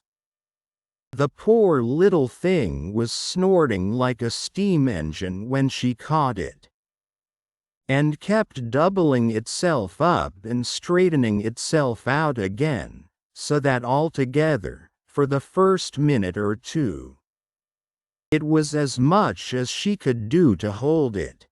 As soon as she had made out the proper way of nursing it, which was to twist it up into a sort of knot, and then keep tight hold of its right ear and left foot, so as to prevent its undoing itself, she carried it out into the open air. If I don't take this child away with me, thought Alice, they're sure to kill it in a day or two. Wouldn't it be murder to leave it behind? She said the last words out loud, and the little thing grunted in reply. It had left off sneezing by this time. Don't grunt, said Alice. That's not at all a proper way of expressing yourself. Single quote. The baby grunted again, and Alice looked very anxiously into its face to see what was the matter with it. There could be no doubt that it had a very turn-up nose, much more like a snout than a real nose. Also, its eyes were getting extremely small for a baby. Altogether, Alice did not like the look of the thing at all. But perhaps it was only sobbing, she thought, and looked into its eyes again, to see if there were any tears. No, there were no tears. If you're going to turn into a pig, my dear, said Alice, seriously, I'll have nothing more to do with you." The poor little thing sobbed again, or grunted, it was impossible to say which, and they went on for some while in silence. Alice was just beginning to think to herself, "Now, what am I to do with this creature when I get it home?" When it grunted again, so violently, that she looked down into its face in some alarm. This time there could be no mistake about it. It was neither more nor less than a pig. And she felt that it would be quite absurd for her to carry it further. So she set the little creature down, and felt quite relieved to see it trot away quietly into the wood. If it had grown up, she said to herself, it would have made a dreadfully ugly child. But it makes rather a handsome pig, I think. And she began thinking over other children she knew, who might do very well as pigs, and was just saying to herself, if one only knew the right way to change them, when she was a little startled by seeing the Cheshire Cat sitting on a bough of a tree a few yards off. The cat only grinned when it saw Alice. It looked good-natured, she thought. Still it had very long claws and a great many teeth, so she felt that it ought to be treated with respect. "Cheshire Puss," she began, rather timidly, as she did not at all know whether it would like the name. However, it only grinned a little wider. "Come, it's pleased so far," thought Alice, and she went on. "Would you tell me, please, which way I ought to go from here?" "That depends a good deal on where you want to get to," said the cat. "I don't much care where," said Alice. "Then it doesn't matter which way you go," said the cat. "So long as I get somewhere," Alice added as an explanation. "Oh, you're sure to do that," said the cat, "if you only walk long enough." Single quote. Alice felt that this could not be denied, so she tried another question. "What sort of people live about here?" "In that direction," the cat said, waving its right paw round, "lives a hatter. And in that direction, waving the other paw, lives a March hare. Visit either you like. They're both mad." "But I don't want to go among mad people," Alice remarked. "Oh, you can't help that," said the cat. "We're all mad here." "You're mad. How do you know I'm mad?" said Alice. "You must be," said the cat, "or you wouldn't have come here." Single quote. Alice didn't think that proved it at all. However, she went on, "And how do you know that you're mad?" "To begin with," said the cat, "a dog's not mad." "You grant that?" "I suppose so," said Alice. "Well, then," the cat went on, "you see, a dog growls when it's angry, and wags its tail when it's pleased. Now I growl when I'm pleased, and wag my tail when I'm angry. Therefore I'm mad. I call it purring, not growling," said Alice. "Call it what you like," said the cat. "Do you play croquet with the Queen today?" "I should like it very much," said Alice, "but I haven't been invited yet." "You'll see me there," said the cat, and vanished. Alice was not much surprised at this. She was getting so used to queer things happening. While she was looking at the place where it had been, it suddenly appeared again. "By the by, what became of the baby?" said the cat. "I'd nearly forgotten to ask." "It turned into a pig," Alice quietly said, just as if it had come back in a natural way. "I thought it would," said the cat, and vanished again. Alice waited a little, half expecting to see it again, but it did not appear. And after a minute or two she walked on in the direction in which the March Hare was said to live. "I've seen hatters before," she said to herself. "The March Hare will be much the most interesting, and perhaps as this is May it won't be raving mad, at least not so mad as it was in March." As she said this, she looked up, and there was the cat again, sitting on a branch of a tree. "Did you say pig, or fig?" said the cat. "I said pig," replied Alice, "and I wish you wouldn't keep appearing and vanishing so suddenly. You make on quite giddy." "All right," said the cat, and this time it vanished quite slowly. Beginning with the end of the tail, and ending with the grin, which remained some time after the rest of it had gone. "I've often seen a cat without a grin," thought Alice, "but a grin without a cat. It's the most curious thing I ever say in my life." She had not gone much farther before she came in sight of the house of the March Hare. She thought it must be the right house, because the chimneys were shaped like ears and the roof was thatched with fur. It was so large a house that she did not like to go nearer till she had nibbled some more of the left-hand bit of mushroom, and raised herself to about 2 feet high.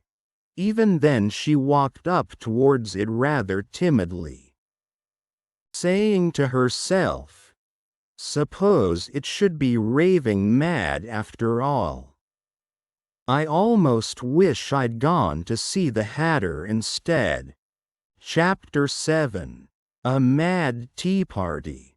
There was a table set out under a tree in front of the house, and the March Hare and the Hatter were having tea at it. A dormouse was sitting between them, fast asleep, and the other two were using it as a cushion, resting their elbows on it, and the talking over its head. "Very uncomfortable for the dormouse," thought Alice. "Only, as it's asleep, I suppose it doesn't mind." Single quote. The table was a large one, but the three were all crowded together at one corner of it. No room. They cried out when they saw Alice coming. "There's plenty of room," said Alice indignantly, and she sat down in a large armchair at one end of the table. "Have some wine," the March Hare said in an encouraging tone. Alice looked all round the table, but there was nothing on it but tea. "I don't see any wine," she remarked. "There isn't any," said the March Hare. "Then it wasn't very civil of you to offer it," said Alice angrily. "It wasn't very civil of you to sit down without being invited," said the March Hare. "I didn't know it was your table," said Alice. "It's laid for a great many more than 3. "Your hair wants cutting," said the Hatter. He had been looking at Alice for some time with great curiosity, and this was his first speech. "You should learn not to make personal remarks," Alice said with some severity. "It's very rude." Single quote. The Hatter opened his eyes very wide on hearing this. But all he said was, "Why is a raven like a writing desk?" "Come, we shall have some fun now," thought Alice. "I'm glad they've begun asking riddles. I believe I can guess that," she added aloud. "Do you mean that you think you can find out the answer to it?" said the March Hare. "Exactly so," said Alice.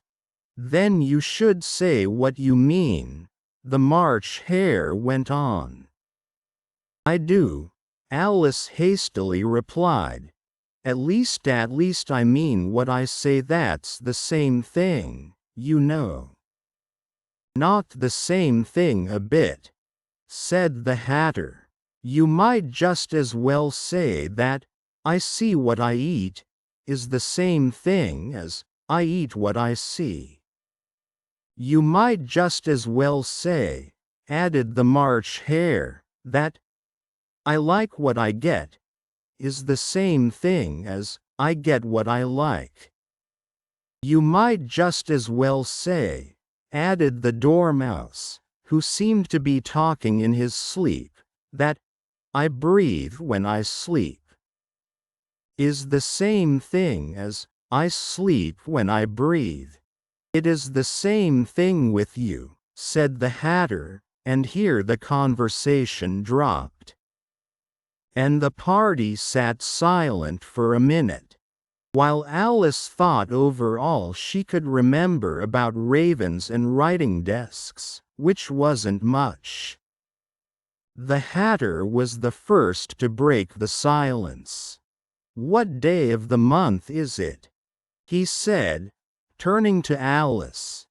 He had taken his watch out of his pocket, and was looking at it uneasily, shaking it every now and then, and holding it to his ear. Alice considered a little, and then said, "The 4th. 2 days wrong," sighed the Hatter. "I told you butter wouldn't suit the works," he added, looking angrily at the March Hare. "It was the best butter," the March Hare meekly replied. "Yes, but some crumbs must have got in as well," the Hatter grumbled. "You shouldn't have put it in with the bread knife." The March Hare took the watch and looked at it gloomily. Then he dipped it into his cup of tea, and looked at it again, but he could think of nothing better to say than his first remark: "It was the best butter." "You know," single quote, Alice had been looking over his shoulder with some curiosity. "What a funny watch," she remarked. "It tells the day of the month, and doesn't tell what o'clock it is." "Why should it?" muttered the Hatter. "Does your watch tell you what year it is?" "Of course not," Alice replied very readily. "But that's because it stays the same year for such a long time together." "Which is just the case with mine," said the Hatter. Alice felt dreadfully puzzled. The Hatter's remark seemed to have no sort of meaning in it, and yet it was certainly English. "I don't quite understand you," she said, as politely as she could. "The Dormouse is asleep again," said the Hatter, and he poured a little hot tea upon its nose. The Dormouse shook its head impatiently, and said, without opening its eyes, "Of course, of course. Just what I was going to remark myself. Have you guessed the riddle yet? The Hatter said, turning to Alice again. No, I give it up, Alice replied. That's the answer? I haven't the slightest idea, said the Hatter. Nor I, said the March Hare. Alice sighed wearily. I think you might do something better with the time, she said, than waste it in asking riddles that have no answers. If you knew time as well as I do, said the Hatter, you wouldn't talk about wasting it. I don't know what you mean, said Alice. Of course you don't, the Hatter said, tossing his head contemptuously. I dare say you never even spoke to time. Perhaps not, Alice cautiously replied. But I know I have to beat time when I learn music. That accounts for it, said the Hatter. He won't stand beating. Now, if you only kept on good terms with him, he'd do almost anything you liked with the clock.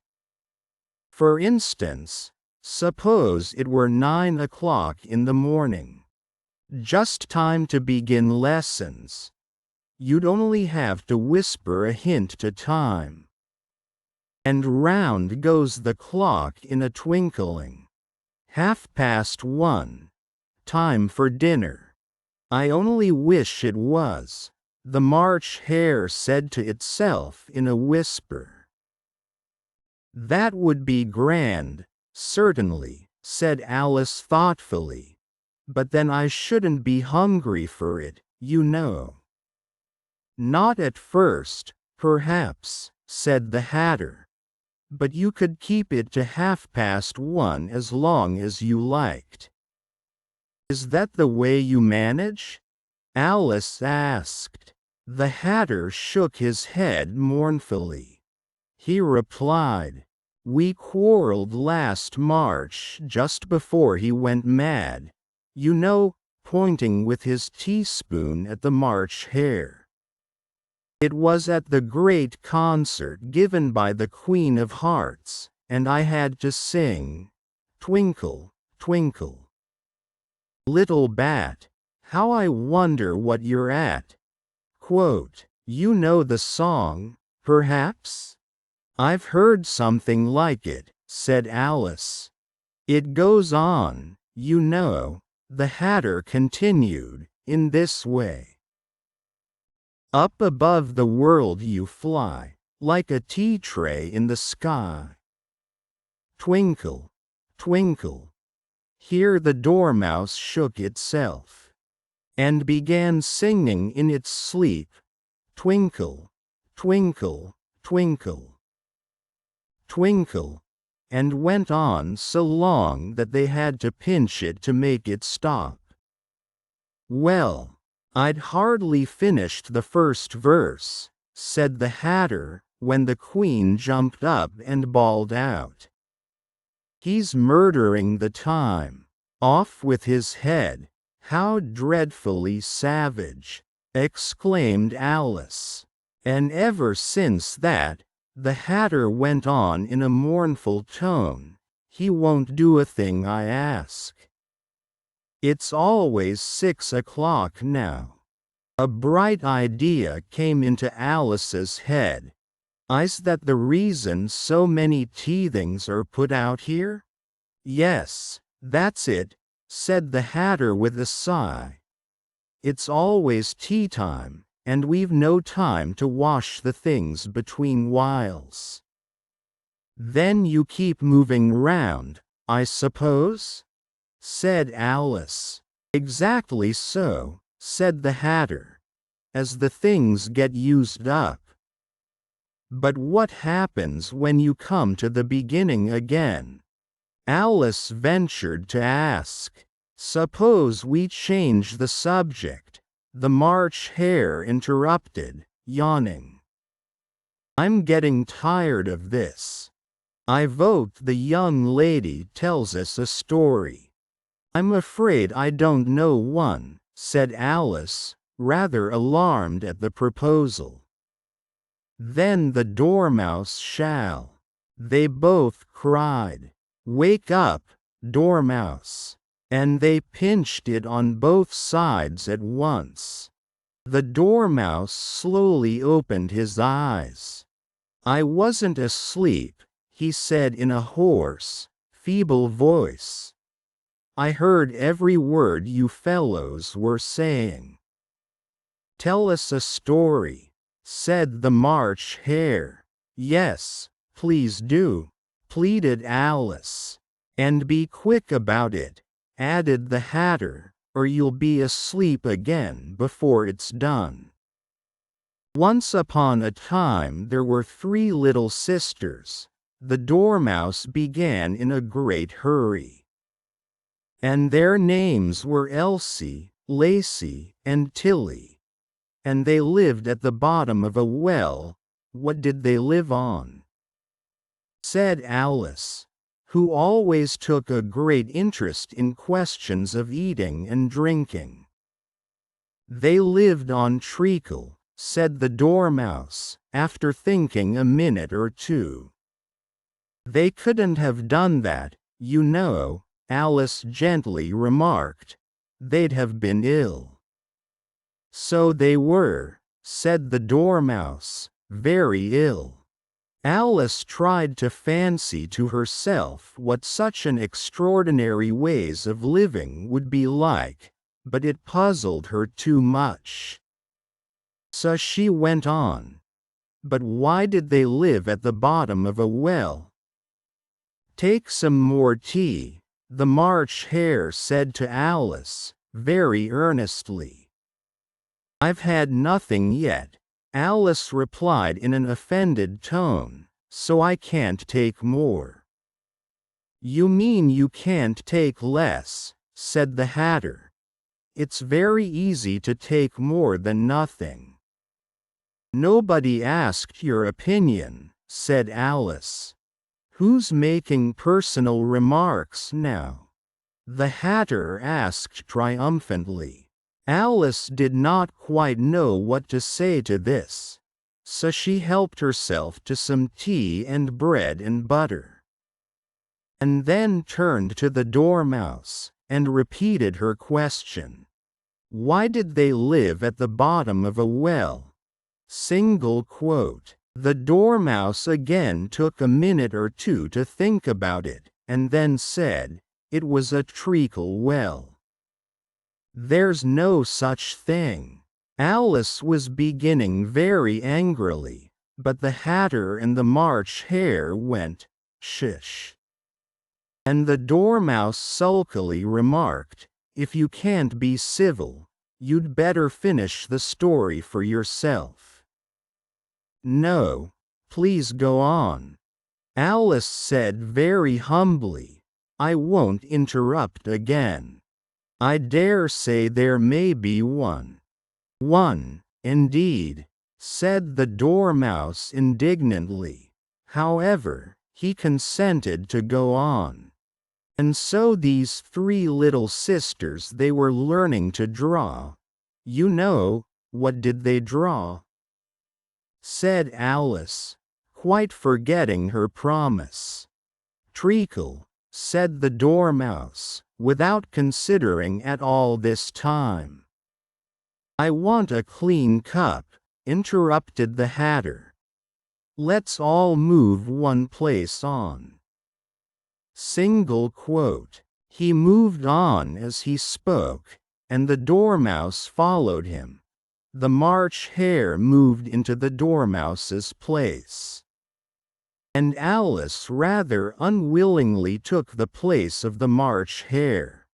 The Hatter was the only one who got any advantage from the change, and Alice was a good deal worse off than before, as the March Hare had just upset the milk jug into his plate.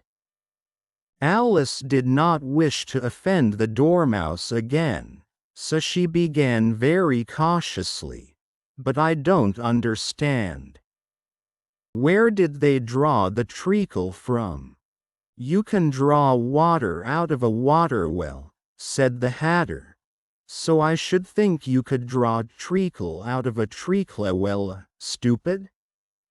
But they were in the well, Alice said to the Dormouse, not choosing to notice this last remark.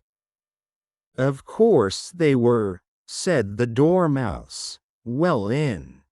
Single quote. This answer so confused poor Alice that she let the Dormouse go on for some time without interrupting it. They were learning to draw, the Dormouse went on, yawning and rubbing its eyes, for it was getting very sleepy. And they drew all manner of things, everything that begins with an M. Why with an M? Said Alice. Said the March Hare. Alice was silent. The Dormouse had closed its eyes by this time, and was going off into a doze. But on being pinched by the Hatter, it woke up again with a little shriek, and went on. That begins with an M, such as mousetraps, and the moon, and memory. And muchness, you know you say things are much of a muchness. Did you ever see such a thing as a drawing of a muchness? Really, now you ask me, said Alice, very much confused. I don't think, then you shouldn't talk, said the Hatter. This piece of rudeness was more than Alice could bear. She got up in great disgust, and walked off. The Dormouse fell asleep instantly, and neither of the others took the least notice of her going, though she looked back once or twice, half hoping that they would call after her, the last time she saw them. They were trying to put the Dormouse into the teapot. At any rate, I'll never go there again, said Alice as she picked her way through the wood. It's the stupidest tea party I ever was at in all my life. Just as she said this, she noticed that one of the trees had a door leading right into it. That's very curious, she thought, but everything's curious today. I think I may as well go in at once. And in she went. Once more she found herself in the long hall, and close to the little glass table. Now, I'll manage better this time, she said to herself, and began by taking the little golden key, and unlocking the door that led into the garden. Then she went to work nibbling at the mushroom. She had kept a piece of it in her pocket till she was about a foot high. Then she walked down the little passage, and then she found herself at last in the beautiful garden, among the bright flower beds and the cool fountains. Chapter 8. The Queen's Croquet Ground. A large rose tree stood near the entrance of the garden. The roses growing on it were white, but there were 3 gardeners at it, busily painting them red. Alice thought this a very curious thing, and she went nearer to watch them. And just as she came up to them, she heard one of them say, "Look out now. 5. Don't go splashing paint over me like that." "I couldn't help it," said 5, in a sulky tone. 7 jogged my elbow. Single quote. On which 7 looked up and said, "That's right, 5. Always lay the blame on others. You'd better not talk." I heard the Queen say only yesterday you deserved to be beheaded." "What for?" said the one who had spoken first.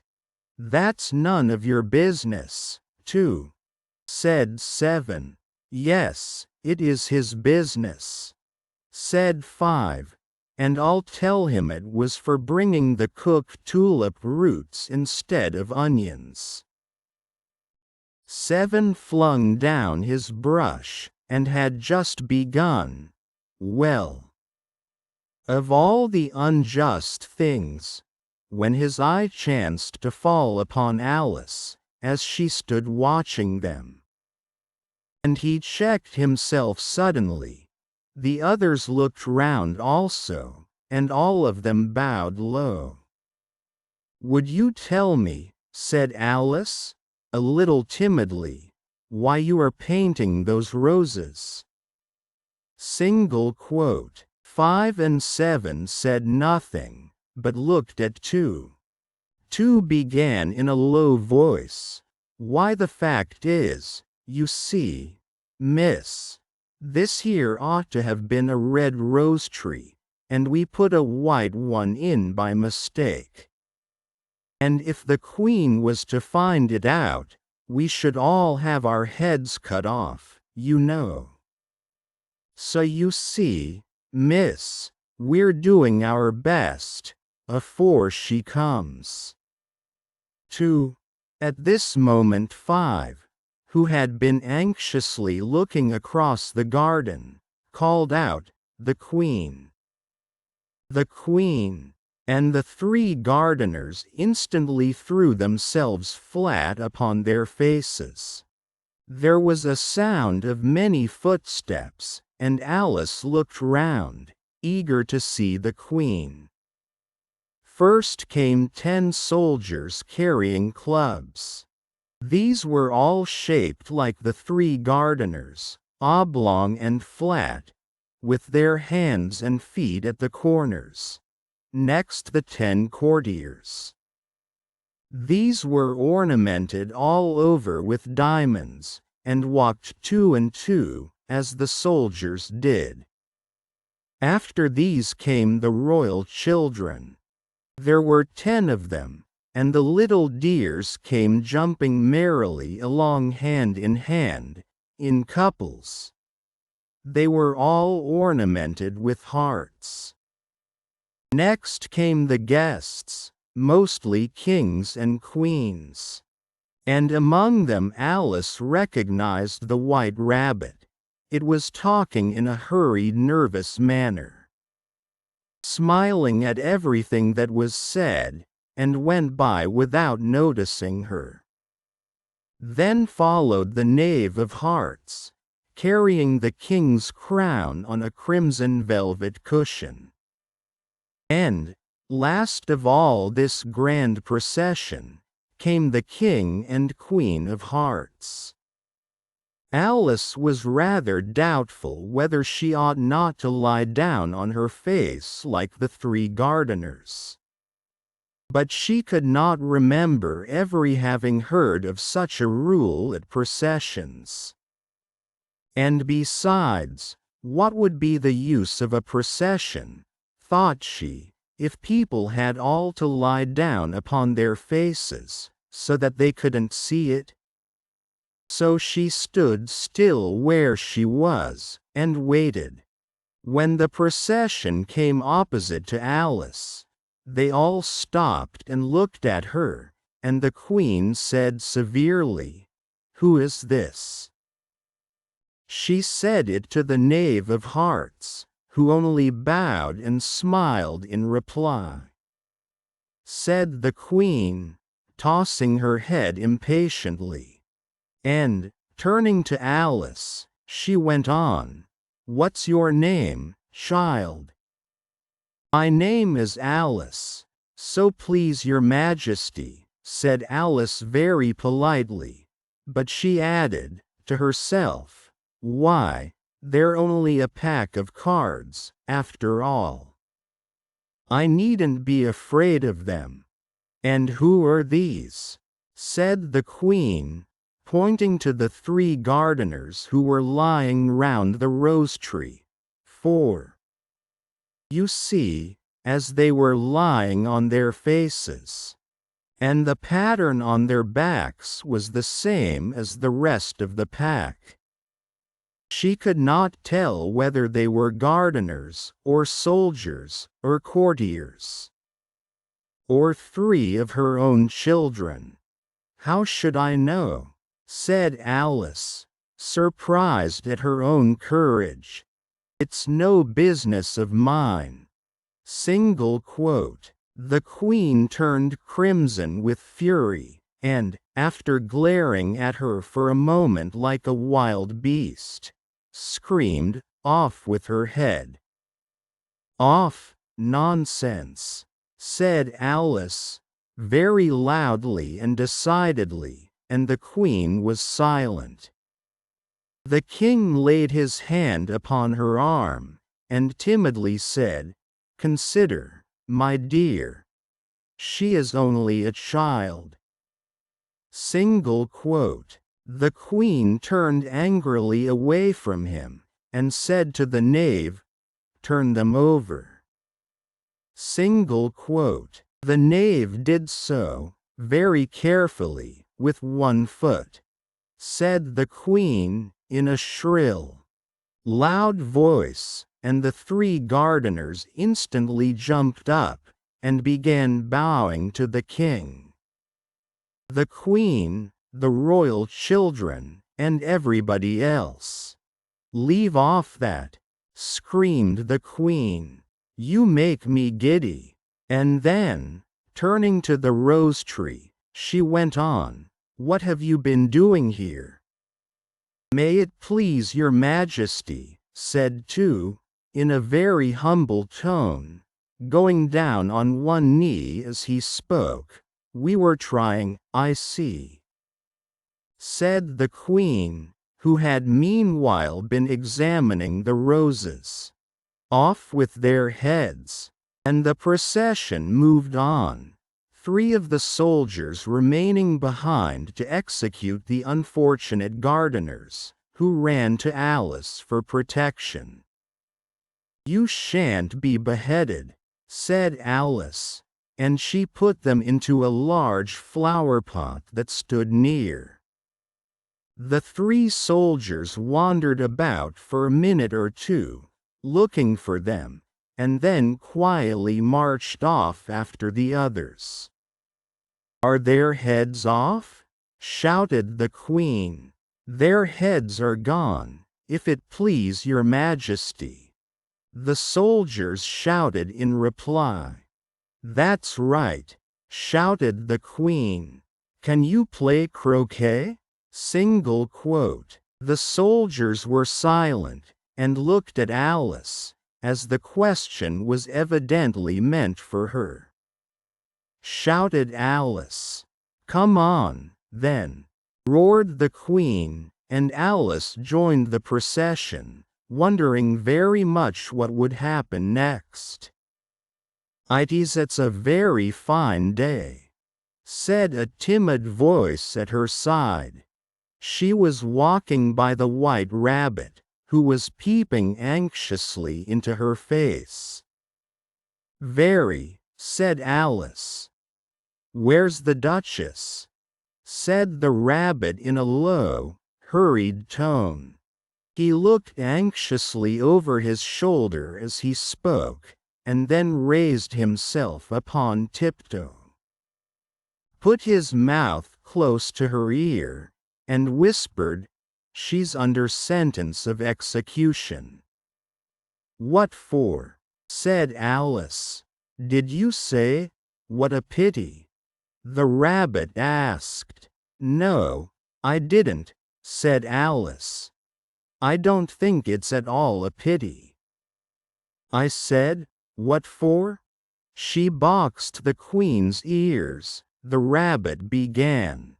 Alice gave a little scream of laughter. "Oh, hush," the rabbit whispered in a frightened tone. "The Queen will hear you. You see, she came rather late, and the queen said, "Get to your places," shouted the queen in a voice of thunder, and people began running about in all directions, tumbling up against each other. However, they got settled down in a minute or two, and the game began. Alice thought she had never seen such a curious croquet ground in her life. It was all ridges and furrows. The balls were live hedgehogs, the mallets live flamingos, and the soldiers had to double themselves up and to stand on their hands and feet to make the arches. The chief difficulty Alice found at first was in managing her flamingo. She succeeded in getting its body tucked away comfortably enough under her arm, with its legs hanging down, but generally, just as she had got its neck nicely straightened out, and was going to give the hedgehog a blow with its head, it would twist itself round and look up in her face, with such a puzzled expression that she could not help bursting out laughing, and when she had got its head down, and was going to begin again, it was very provoking to find that the hedgehog had unrolled itself, and was in the act of crawling away. Besides all this, there was generally a ridge or furrow in the way wherever she wanted to send the hedgehog to. And, as the doubled-up soldiers were always getting up and walking off to other parts of the ground, Alice soon came to the conclusion that it was a very difficult game indeed. The players all played at once without waiting for turns, quarreling all the while, and fighting for the hedgehogs. And in a very short time the queen was in a furious passion, and went stamping about, and shouting, "Off with his head!" or "Off with her head!" about once in a minute. Alice began to feel very uneasy. To be sure, she had not as yet had any dispute with the queen, but she knew that it might happen any minute, and then, thought she, what would become of me? They're dreadfully fond of beheading people here. The great wonder is that there's anyone left alive. She was looking about for some way of escape, and wondering whether she could get away without being seen, when she noticed a curious appearance in the air. It puzzled her very much at first, but after watching it a minute or two, she made it out to be a grin. And she said to herself, "It's the Cheshire Cat.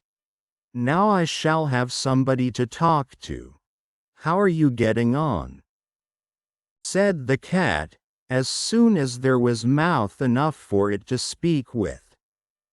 Alice waited till the eyes appeared, and then nodded. "It's no use speaking to it," she thought, "till its ears have come, or at least one of them." In another minute the whole head appeared, and then Alice put down her flamingo, and began an account of the game, feeling very glad she had someone to listen to her. The cat seemed to think that there was enough of it now in sight, and no more of it appeared. "I don't think they play at all fairly," Alice began, in rather a complaining tone.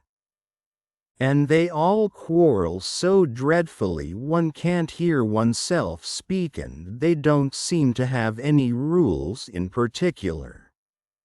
At least, if there are, Nobody attends to the monde. You've no idea how confusing it is, all the things being alive. For instance, there's the arch I've got to go through next, walking about at the other end of the ground, and I should have croqueted the queen's hedgehog just now. Only it ran away when it saw mine coming.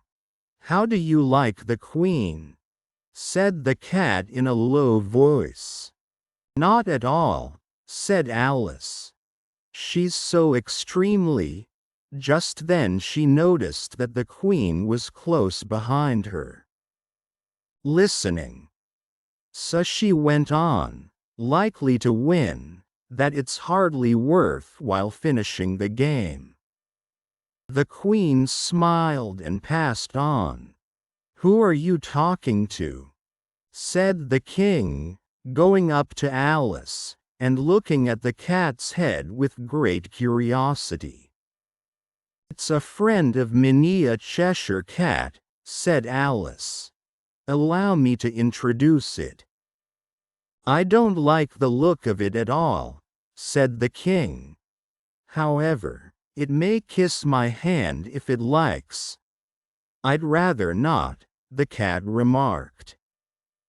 Don't be impertinent, said the king, and don't look at me like that. He got behind Alice as he spoke. A cat may look at a king, said Alice. I've read that in some book, but I don't remember where. Well, it must be removed, said the king very decidedly, and he called the queen, who was passing at the moment, my dear. I wish you would have this cat removed. Single quote. The queen had only one way of settling all difficulties, great or small. Off with his head, she said, without even looking round. I'll fetch the executioner myself, said the king eagerly, and he hurried off. Alice thought she might as well go back and see how the game was going on, as she heard the queen's voice in the distance, screaming with passion. She had already heard her sentence 3 of the players to be executed for having missed their turns. And she did not like the look of things at all, as the game was in such confusion that she never knew whether it was her turn or not. So she went in search of her hedgehog. The hedgehog was engaged in a fight with another hedgehog, which seemed to Alice an excellent opportunity for croqueting one of them with the other. The only difficulty was that her flamingo was gone across to the other side of the garden, where Alice could see it trying in a helpless sort of way to fly up into a tree. By the time she had caught the flamingo and brought it back, the fight was over. And both the hedgehogs were out of sight, but it doesn't matter much, thought Alice, as all the arches are gone from the side of the ground. So she tucked it away under her arm, that it might not escape again, and went back for a little more conversation with her friend. When she got back to the Cheshire Cat, she was surprised to find quite a large crowd collected round it. There was a dispute going on between the executioner, the king, and the queen, who were all talking at once, while all the rest were quite silent, and looked very uncomfortable. The moment Alice appeared, she was appealed to by all 3 to settle the question.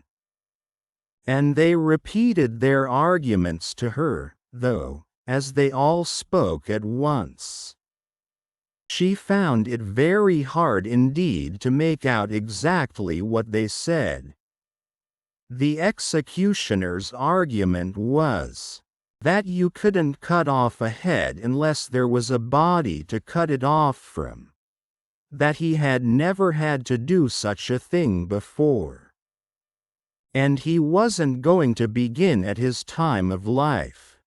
The king's argument was that anything that had a head could be beheaded, and that you weren't to talk nonsense. The queen's argument was that if something wasn't done about it in less than no time, she'd have everybody executed, all round. It was this last remark that had made the whole party look so grave and anxious. Closing parenthesis. Alice could think of nothing else to say but, "It belongs to the Duchess. You'd better ask her about it." "She's in prison," the Queen said to the executioner. "Fetch her here." And the executioner went off like an arrow. The cat's head began fading away the moment he was gone, and, by the time he had disappeared, so the king and the executioner ran wildly up and down looking for it, while the rest of the party went back to the game. Chapter 9. The Mock Turtle's Story. "You can't think you glad I am to see you again, you dear old thing," said the Duchess, as she tucked her arm affectionately into Alice's, and they walked off together. Alice was very glad to find her in such a pleasant temper, and thought to herself that perhaps it was only the pepper that had made her so savage when they met in the kitchen. "When I'm a duchess," she said to herself, not in a very hopeful tone though, "I won't have any pepper in my kitchen at all. Soup does very well without, maybe it's always pepper that makes people hot-tempered," she went on, very much pleased at having found out a new kind of rule. "And vinegar that makes them sour, and chamomile that makes them bitter, and barley sugar, and such things that make children sweet-tempered. I only wish people knew that. Then they wouldn't be so stingy about it." You know, she had quite forgotten the Duchess by this time, and was a little startled when she heard her voice close to her ear. "You're thinking about something, my dear, and that makes you forget to talk. I can't tell you just now what the moral of that is, but I shall remember it in a bit." "Perhaps it hasn't one," Alice ventured to remark. "Tut, tut, child," said the Duchess. "Everything's got a moral, if only you can find it." And she squeezed herself up closer to Alice's side as she spoke. Alice did not much like keeping so close to her. First, because the Duchess was very ugly, and secondly, because she was exactly the right height to rest her chin upon Alice's shoulder, and it was an uncomfortably sharp chin. However, she did not like to be rude, so she bore it as well as she could. "The game's going on rather better now," she said, by way of keeping up the conversation a little. "'Tis so," said the Duchess, "and the moral of that is, oh, 'tis love. 'Tis love, that makes the world go round.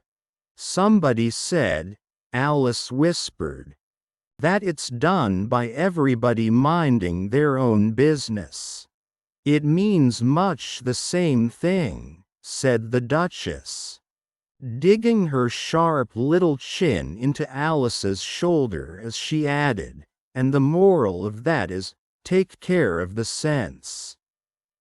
And the sounds will take care of themselves."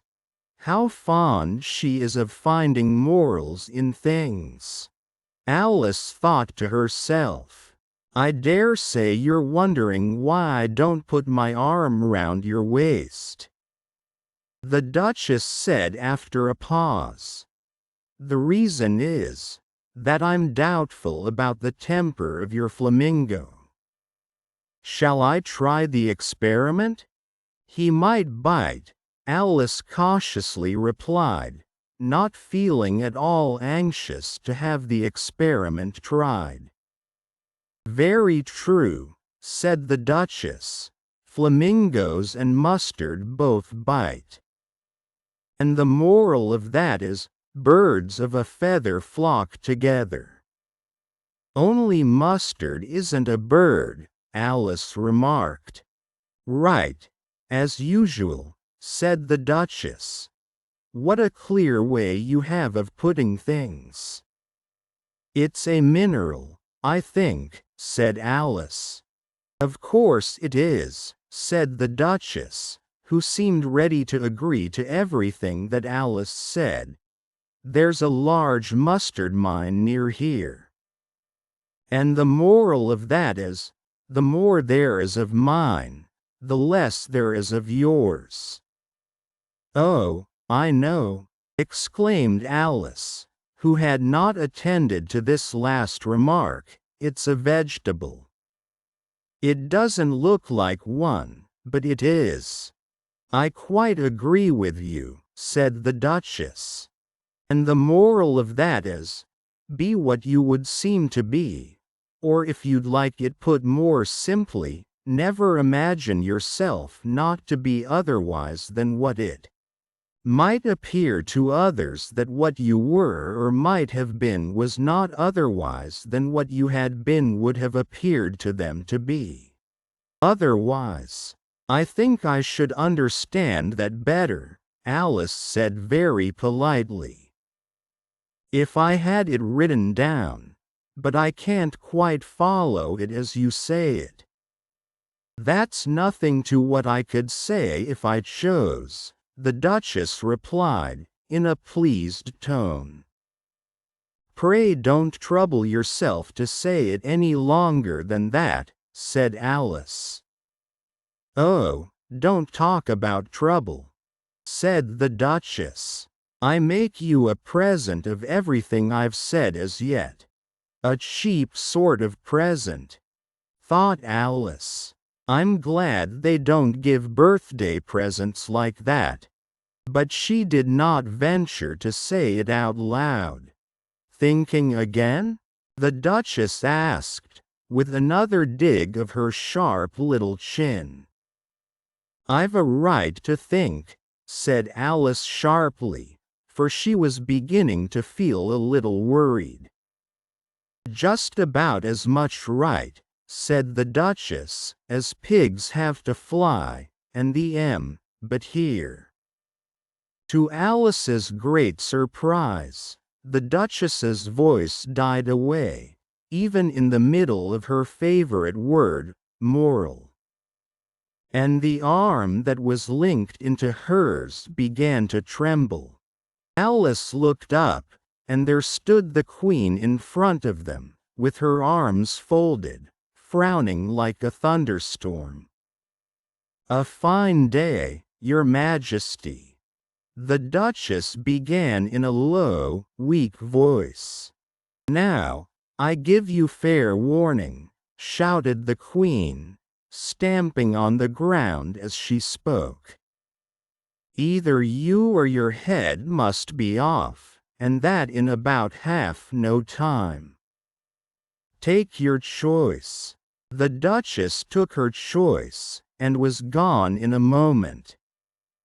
Let's go on with the game, the Queen said to Alice, and Alice was too much frightened to say a word, but slowly followed her back to the croquet ground. The other guests had taken advantage of the queen's absence and were resting in the shade. However, the moment they saw her, they hurried back to the game. The queen merely remarking that a moment's delay would cost them their lives. All the time they were playing, the queen never left off quarreling with the other players, and shouting, "Off with his head!" or "Off with her head!" Those whom she sentenced were taken into custody by the soldiers, who of course had to leave off being arches to do this. So that by the end of half an hour or so there were no arches left, and all the players, except the king, the queen, and Alice, were in custody and under sentence of execution. Then the queen left off, quite out of breath, and said to Alice, "Have you seen the mock turtle yet?" "No," said Alice. "I don't even know what a mock turtle is." "It's the thing mock turtle soup is made from," said the queen. "I never saw one, or heard of one," said Alice. "Come on, then," said the queen, "and he shall tell you his history." As they walked off together, Alice heard the king say in a low voice, to the company generally, "You are all pardoned. Come, that's a good thing," she said to herself, for she had felt quite unhappy at the number of executions the queen had ordered. They very soon came upon a griffin, lying fast asleep in the sun. If you don't know what a griffin is, look at the picture. "Up, lazy thing," said the queen, "and take this young lady to see the mock turtle, and to hear his history.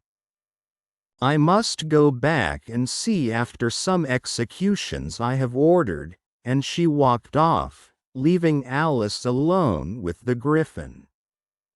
Alice did not quite like the look of the creature, but on the whole she thought it would be quite as safe to stay with it as to go after that savage queen. So she waited. The griffin sat up and rubbed its eyes. Then it watched the queen till she was out of sight. Then it chuckled. "What fun!" said the griffin, half to itself, half to Alice. "What is the fun?" said Alice. "Why, said the griffin. "It's all her fancy, that. They never executes nobody, you know. Everybody says, 'Come on.'"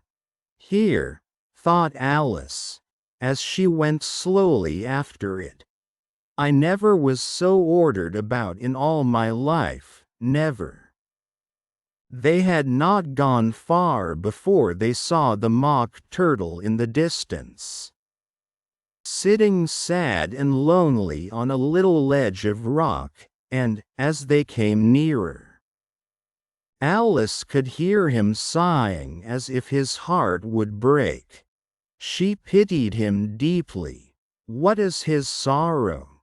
she asked the griffin, and the griffin answered, very nearly in the same words as before, "It's all his fancy, that. He hasn't got no sorrow, you know."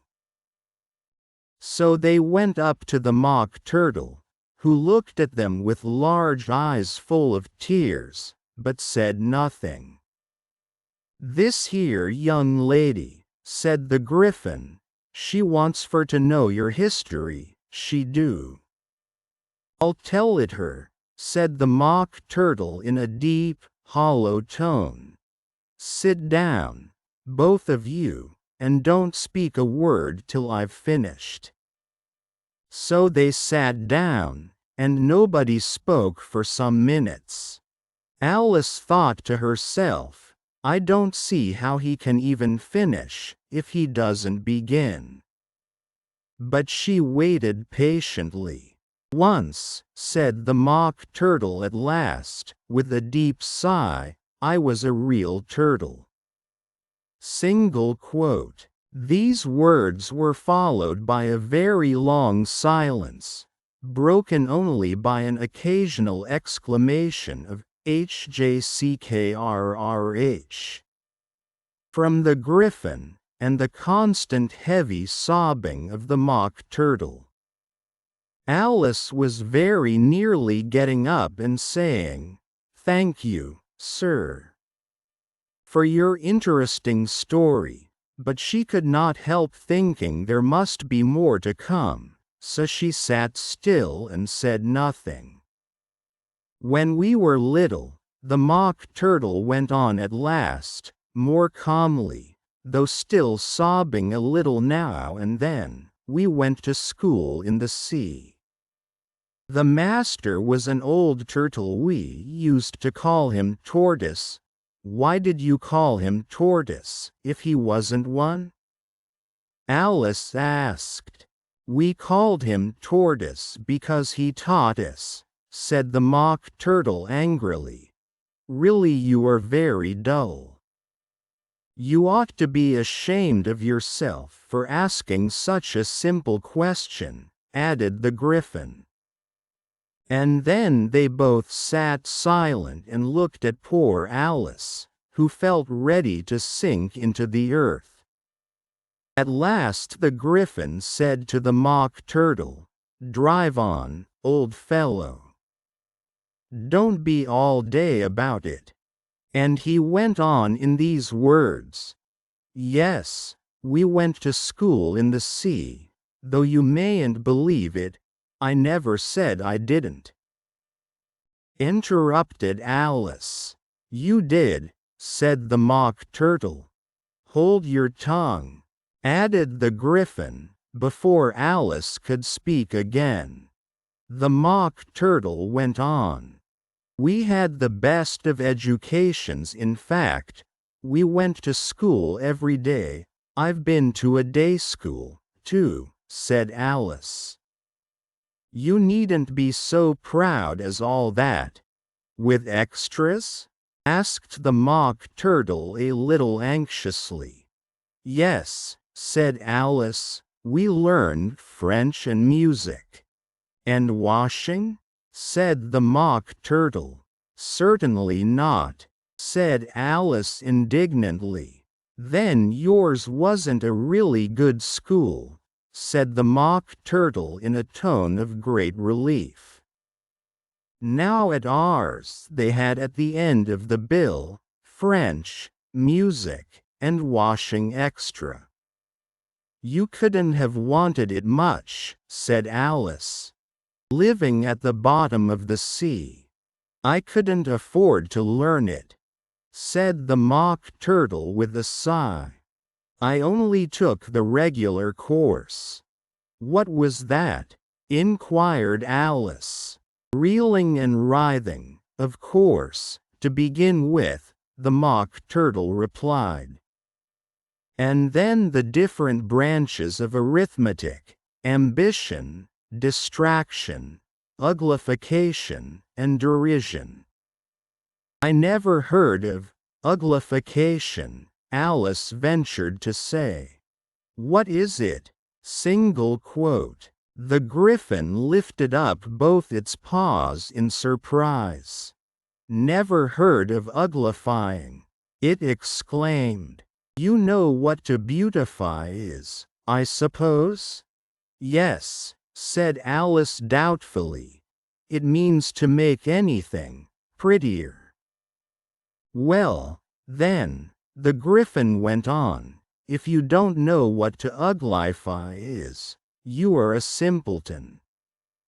Single quote. Alice did not feel encouraged to ask any more questions about it, so she turned to the Mock Turtle, and said, What else had you to learn? Well, There was mystery, the Mock Turtle replied, counting off the subjects on his flappers, mystery, ancient and modern. With seaography. Then drawling, the drawling master was an old conjure reel. That used to come once a week. He taught us drawling, stretching, and fainting in coils. What was that like? Said Alice. Well, I can't show it you myself, the Mock Turtle said. I'm too stiff. And the Griffin never learnt it. Hadn't time, said the Griffin. I went to the classics master, though. He was an old crab, he was.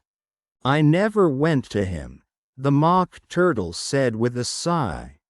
He taught laughing and grief, they used to say. So he did, said the Griffin, sighing in his turn. And both creatures hid their faces in their paws. And how many hours a day did you do lessons? Said Alice, in a hurry to change the subject. 10 hours the first day, said the Mock Turtle. 9 the next, and so on. What a curious plan, exclaimed Alice. That's the reason they're called lessons, the Griffin remarked, because they lesson from day to day. Single quote. This was quite a new idea to Alice, and she thought it over a little before she made her next remark. Then the 11th day must have been a holiday? Of course it was, said the Mock Turtle. And how did you manage on the 12th? Alice went on eagerly. That's enough about lessons, the Griffin interrupted in a very decided tone. Tell her something about the games now. Chapter 10.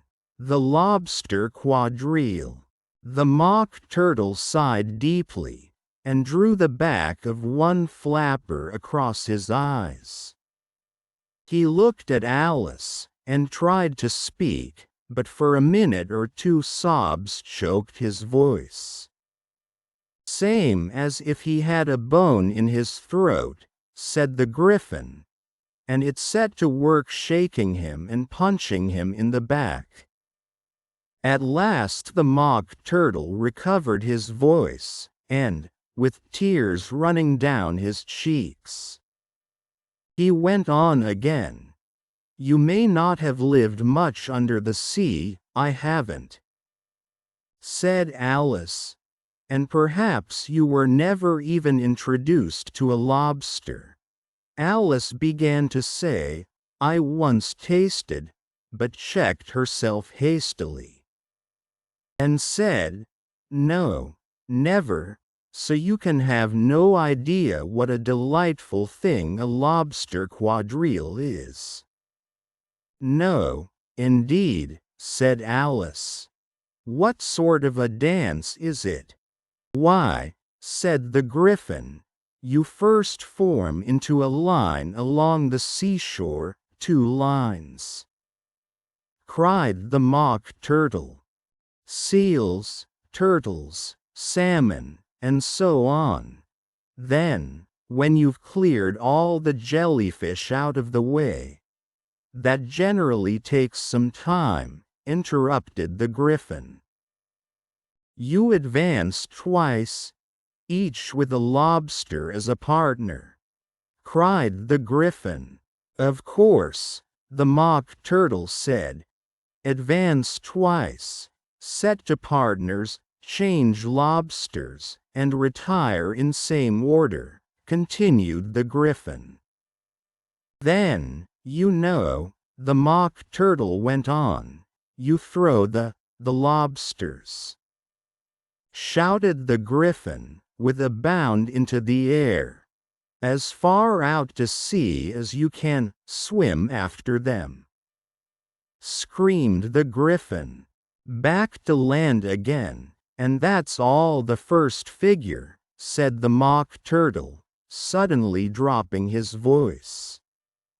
And the two creatures, who had been jumping about like mad things all this time, sat down again very sadly and quietly, and looked at Alice. "It must be a very pretty dance," said Alice timidly. "Would you like to see a little of it?" said the Mock Turtle. "Very much indeed," said Alice. "Come, let's try the first figure," said the Mock Turtle to the Griffin. "We can do without lobsters, you know. Which shall sing?" "Oh, you sing," said the Griffin. "I've forgotten the words." So they began solemnly dancing round and round Alice, every now and then treading on her toes when they passed too close, and waving their forepaws to mark the time, while the Mock Turtle sang this, very slowly and sadly. "Will you walk a little faster?" said a whiting to a snail. "There's a porpoise close behind us, and he's treading on my tail. See how eagerly the lobsters and the turtles all advance. They are waiting on the shingle. Will you come and join the dance? Will you, won't you, will you, won't you, will you join the dance? Will you, won't you, will you, won't you join the dance?" You can really have no notion how delightful it will be when they take us up and throw us, with the lobsters, out to sea. But the snail replied, "Too far, too far," and gave a look askance. Said he thanked the whiting kindly, but he would not join the dance. Would not, could not, would not, could not, would not join the dance. Would not, could not, would not, could not join the dance. What matters it how far we go? His scaly friend replied. There is another shore, you know, upon the other side. The further off from England the nearer is to France.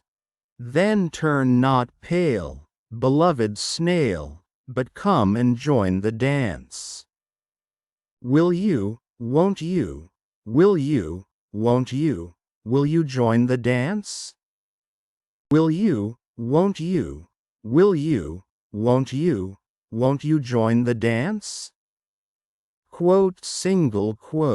Thank you, it's a very interesting dance to watch, said Alice, feeling very glad that it was over at last, and I do so like that curious song about the whiting. Oh, as to the whiting, said the Mock Turtle, you've seen them, of course? Yes, said Alice, I've often seen them at Din. She checked herself hastily. I don't know where Din may be, said the Mock Turtle, but if you've seen them so often, of course you know what they're like. I believe so, Alice replied thoughtfully. They have their tails in their mouths and they're all over crumbs. You're wrong about the crumbs, said the Mock Turtle. Crumbs would all wash off in the sea. But they have their tails in their mouths, and the reason is, here the Mock Turtle yawned and shut his eyes. Tell her about the reason and all that, he said to the Griffin. The reason is, said the Griffin, that they would go with the lobsters to the dance. So they got thrown out to sea. So they had to fall a long way. So they got their tails fast in their mouths. So they couldn't get them out again. That's all. Thank you, said Alice. It's very interesting. I never knew so much about a whiting before. I can tell you more than that, if you like, said the Griffin. Do you know why it's called a whiting? I never thought about it, said Alice. It does the boots and shoes. The Griffin replied very solemnly. Alice was thoroughly puzzled. Does the boots and shoes? She repeated in a wondering tone. Why, what are your shoes done with? Said the Griffin. I mean, what makes them so shiny? Single quote. Alice looked down at them and considered a little before she gave her answer. They're done with blacking, I believe.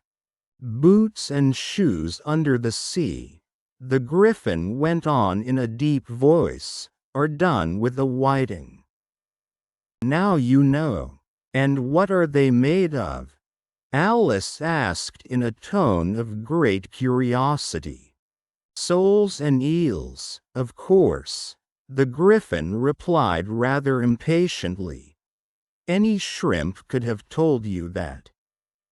If I'd been the whiting, said Alice, whose thoughts were still running on the song, I'd have said to the porpoise, keep back, please. We don't want you with us. They were obliged to have him with them. The Mock Turtle said, no wise fish would go anywhere without a porpoise. Wouldn't it really? Said Alice in a tone of great surprise. Of course not, said the Mock Turtle.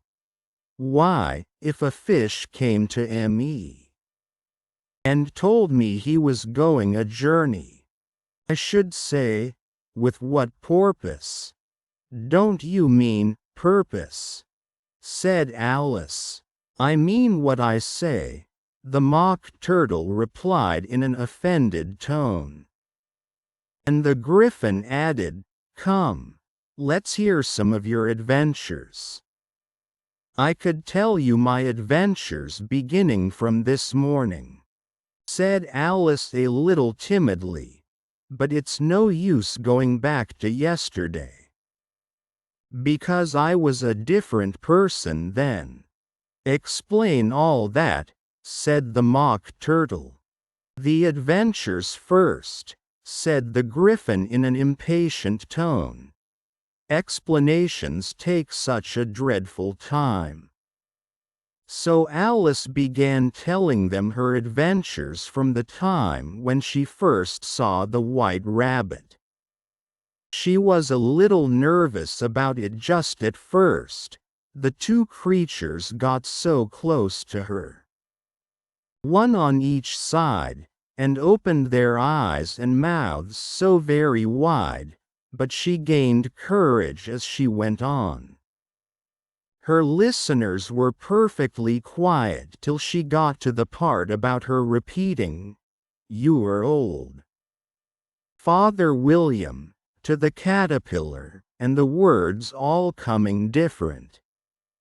And then the Mock Turtle drew a long breath, and said, "That's very curious." "It's all about as curious as it can be," said the Griffin. "It all came different," the Mock Turtle repeated thoughtfully. "I should like to hear her try and repeat something now. Tell her to begin." He looked at the Griffin as if he thought it had some kind of authority over Alice. "Stand up and repeat." "'Tis the voice of the sluggard," said the Griffin.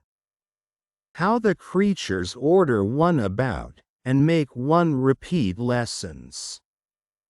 thought Alice. I might as well be at school at once. However, she got up and began to repeat it. But her head was so full of the lobster quadrille that she hardly knew what she was saying. And the words came very queer indeed. "'Tis the voice of the lobster. I heard him declare, 'You have baked me too brown, I must sugar my hair.'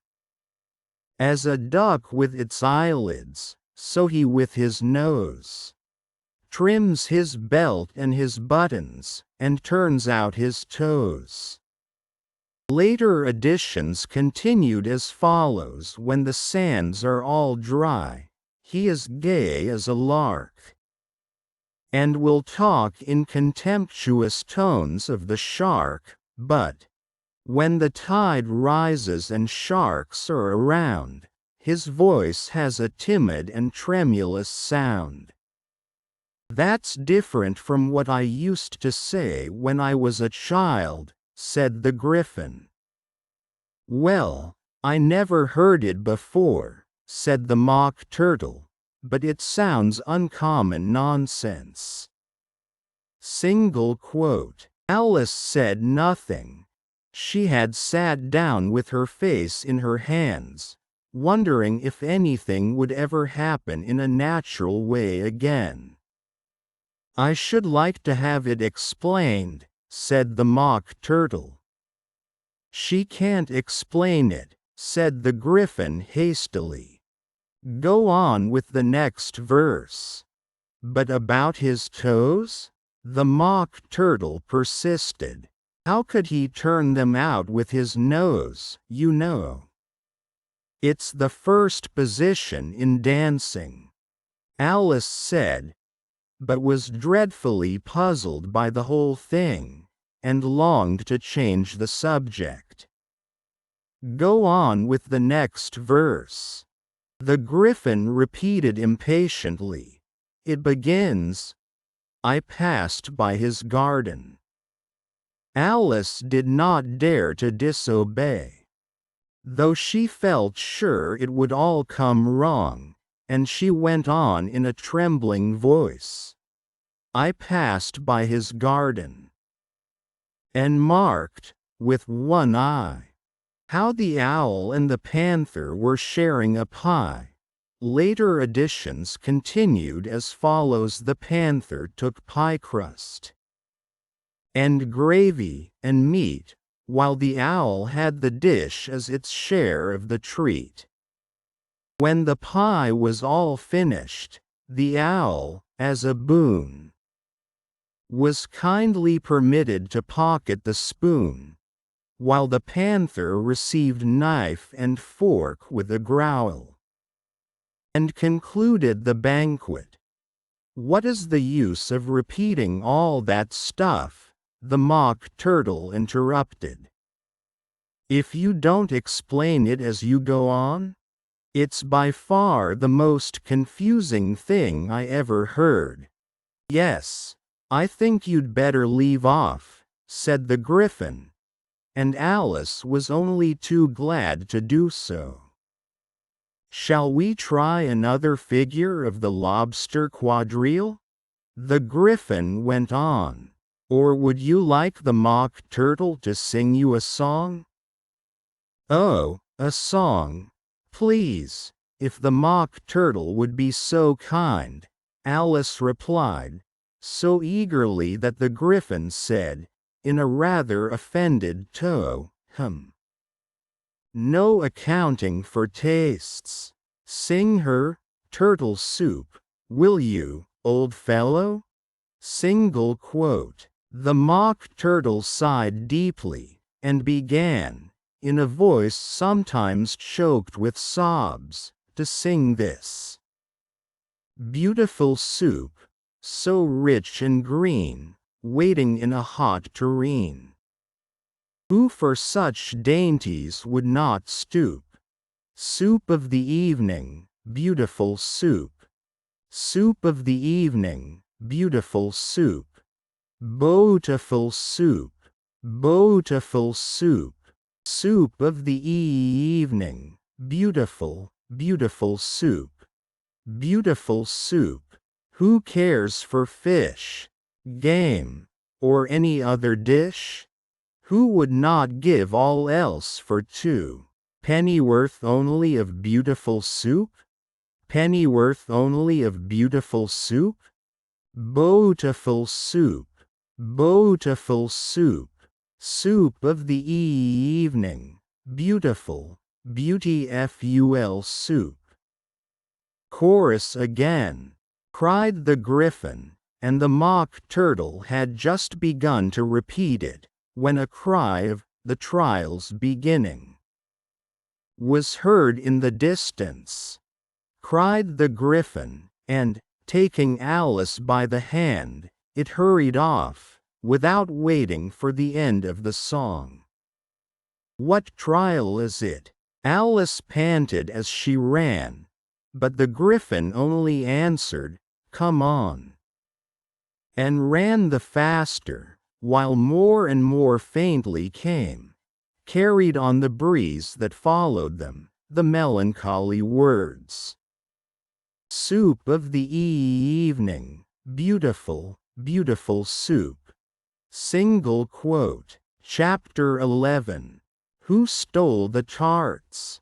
The King and Queen of Hearts were seated on their throne when they arrived, with a great crowd assembled about them, all sorts of little birds and beasts, as well as the whole pack of cards. The knave was standing before them, in chains, with a soldier on each side to guard him. And near the king was the White Rabbit, with a trumpet in one hand, and a scroll of parchment in the other. In the very middle of the court was a table, with a large dish of tarts upon it. They looked so good that it made Alice quite hungry to look at them. "I wish they'd get the trial done," she thought, "and hand round the refreshments." But there seemed to be no chance of this, so she began looking at everything about her, to pass away the time. Alice had never been in a court of justice before, but she had read about them in books, and she was quite pleased to find that she knew the name of nearly everything there. "That's the judge," she said to herself, because of his great wig. The judge, by the way, was the king, and as he wore his crown over the wig. Look at the frontispiece if you want to see how he did it. He did not look at all comfortable, and it was certainly not becoming. "And that's the jury box," thought Alice, "and those 12 creatures." She was obliged to say, "creatures, you see," because some of them were animals, and some were birds. "I suppose they are the jurors." She said this last word 2 or 3 times over to herself, being rather proud of it, for she thought, and rightly too, that very few little girls of her age knew the meaning of it at all. However, jurymen would have done just as well. The 12 jurors were all writing very busily on slates. "What are they doing?" Alice whispered to the Griffin. "They can't have anything to put down yet, before the trial's begun." "They're putting down their names," the Griffin whispered in reply, for fear they should forget them before the end of the trial. "Stupid things," Alice began in a loud, indignant voice, but she stopped hastily, for the White Rabbit cried out, "Silence in the court!" And the king put on his spectacles and looked anxiously round, to make out who was talking.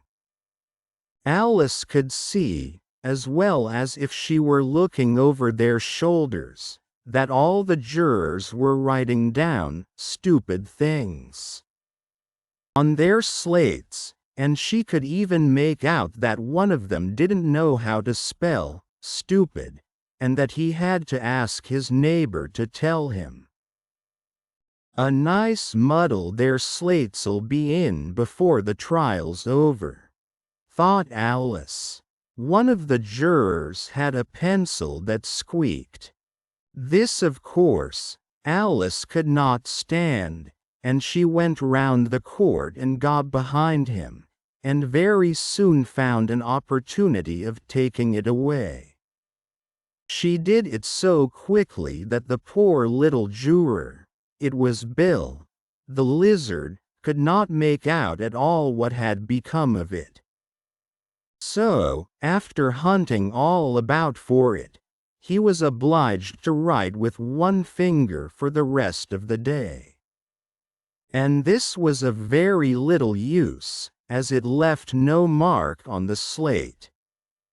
"Herald, read the accusation," said the king. On this the White Rabbit blew 3 blasts on the trumpet, and then unrolled the parchment scroll. "And read as follows. The Queen of Hearts, she made some tarts, all on a summer day. The Knave of Hearts, he stole those tarts, and took them quite away. Consider your verdict," the king said to the jury. "Not yet, not yet," the rabbit hastily interrupted. "There's a great deal to come before that. Call the first witness," said the king. And the White Rabbit blew 3 blasts on the trumpet, and called out, "First witness." The first witness was the Hatter. He came in with a teacup in one hand and a piece of bread and butter in the other. "I beg pardon, Your Majesty," he began, "for bringing these in. But I hadn't quite finished my tea when I was sent for." "You ought to have finished," said the king. "When did you begin?" Single quote. The Hatter looked at the March Hare, who had followed him into the court, arm in arm with the Dormouse. 14th of March, I think it was, he said. 15th, said the March Hare. 16th, added the Dormouse. Write that down, the king said to the jury. And the jury eagerly wrote down all 3 dates on their slates, and then added them up, and reduced the answer to shillings and pence. Take off your hat, the king said to the Hatter. It isn't mine, said the Hatter. The king exclaimed, turning to the jury, who instantly made a memorandum of the fact. I keep them to sell, the Hatter added as an explanation. I've none of my own. I'm a Hatter. Single quote. Here the Queen put on her spectacles, and began staring at the Hatter, who turned pale and fidgeted. Give your evidence, said the king, and don't be nervous, or I'll have you executed on the spot. This did not seem to encourage the witness at all. He kept shifting from one foot to the other, looking uneasily at the Queen, and in his confusion he bit a large piece out of his teacup instead of the bread and butter. Just at this moment Alice felt a very curious sensation, which puzzled her a good deal until she made out what it was. She was beginning to grow larger again. and she thought at first she would get up and leave the court. But on second thoughts she decided to remain where she was as long as there was room for her.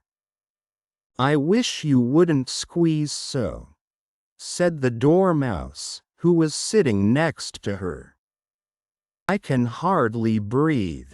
"I can't help it," said Alice very meekly. "I'm growing."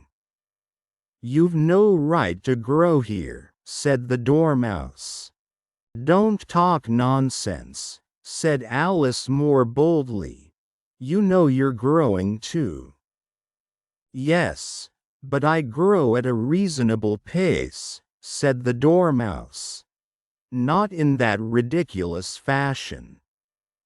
And he got up very sulkily and crossed over to the other side of the court.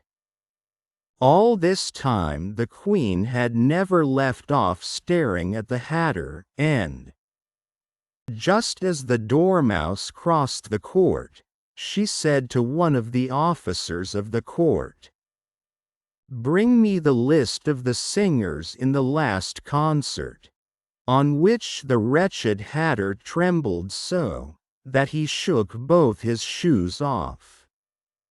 "Give your evidence," the king repeated angrily, "or I'll have you executed, whether you're nervous or not."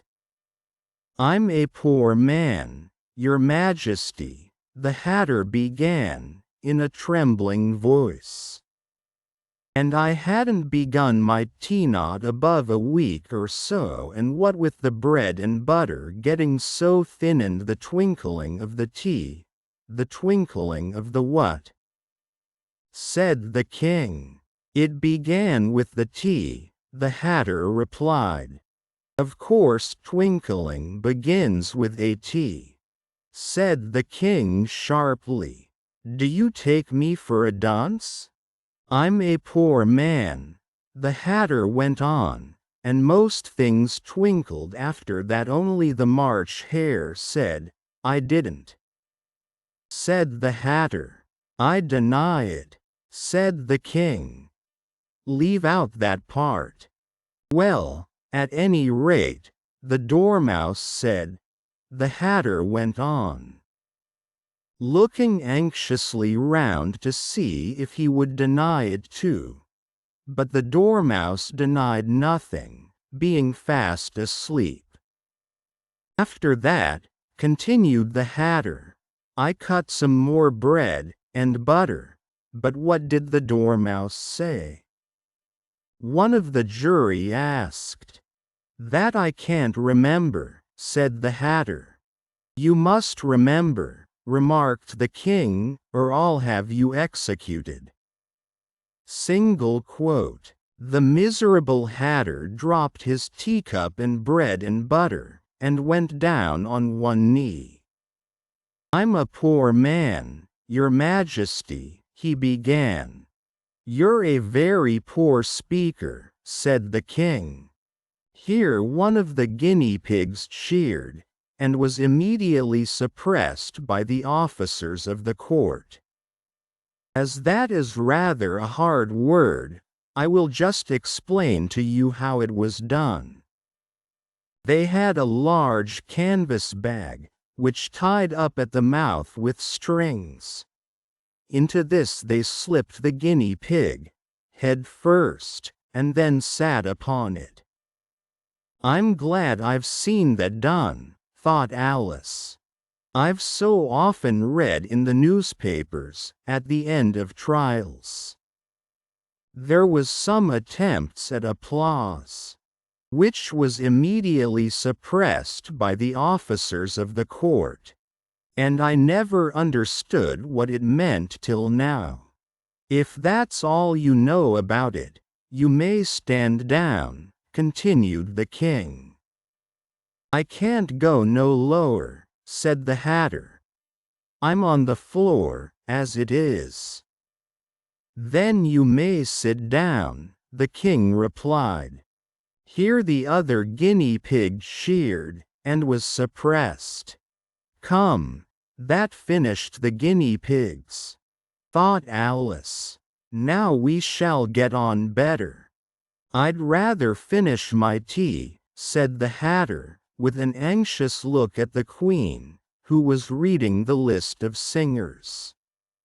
You may go, said the King, and the Hatter hurriedly left the court, without even waiting to put his shoes on. And just take his head off outside, the Queen added to one of the officers. But the Hatter was out of sight before the officer could get to the door. Call the next witness, said the King. The next witness was the Duchess's cook. She carried the pepper box in her hand, and Alice guessed who it was, even before she got into the court. By the way, the people near the door began sneezing all at once. Give your evidence, said the King. Shan't, said the cook. The King looked anxiously at the White Rabbit, who said in a low voice, Your Majesty must cross-examine this witness. Well, if I must, I must, the King said, with a melancholy air, and, after folding his arms and frowning at the cook till his eyes were nearly out of sight, he said in a deep voice, What are tarts made of? Pepper, mostly, said the cook. Treacle, said a sleepy voice behind her. Collar that dormouse, the Queen shrieked out.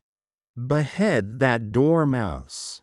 Turn that dormouse out of court. Suppress him. Off with his whiskers. Single quote. For some minutes the whole court was in confusion, getting the dormouse turned out. And, by the time they had settled down again, the cook had disappeared. Never mind, said the King, with an air of great relief. Call the next witness.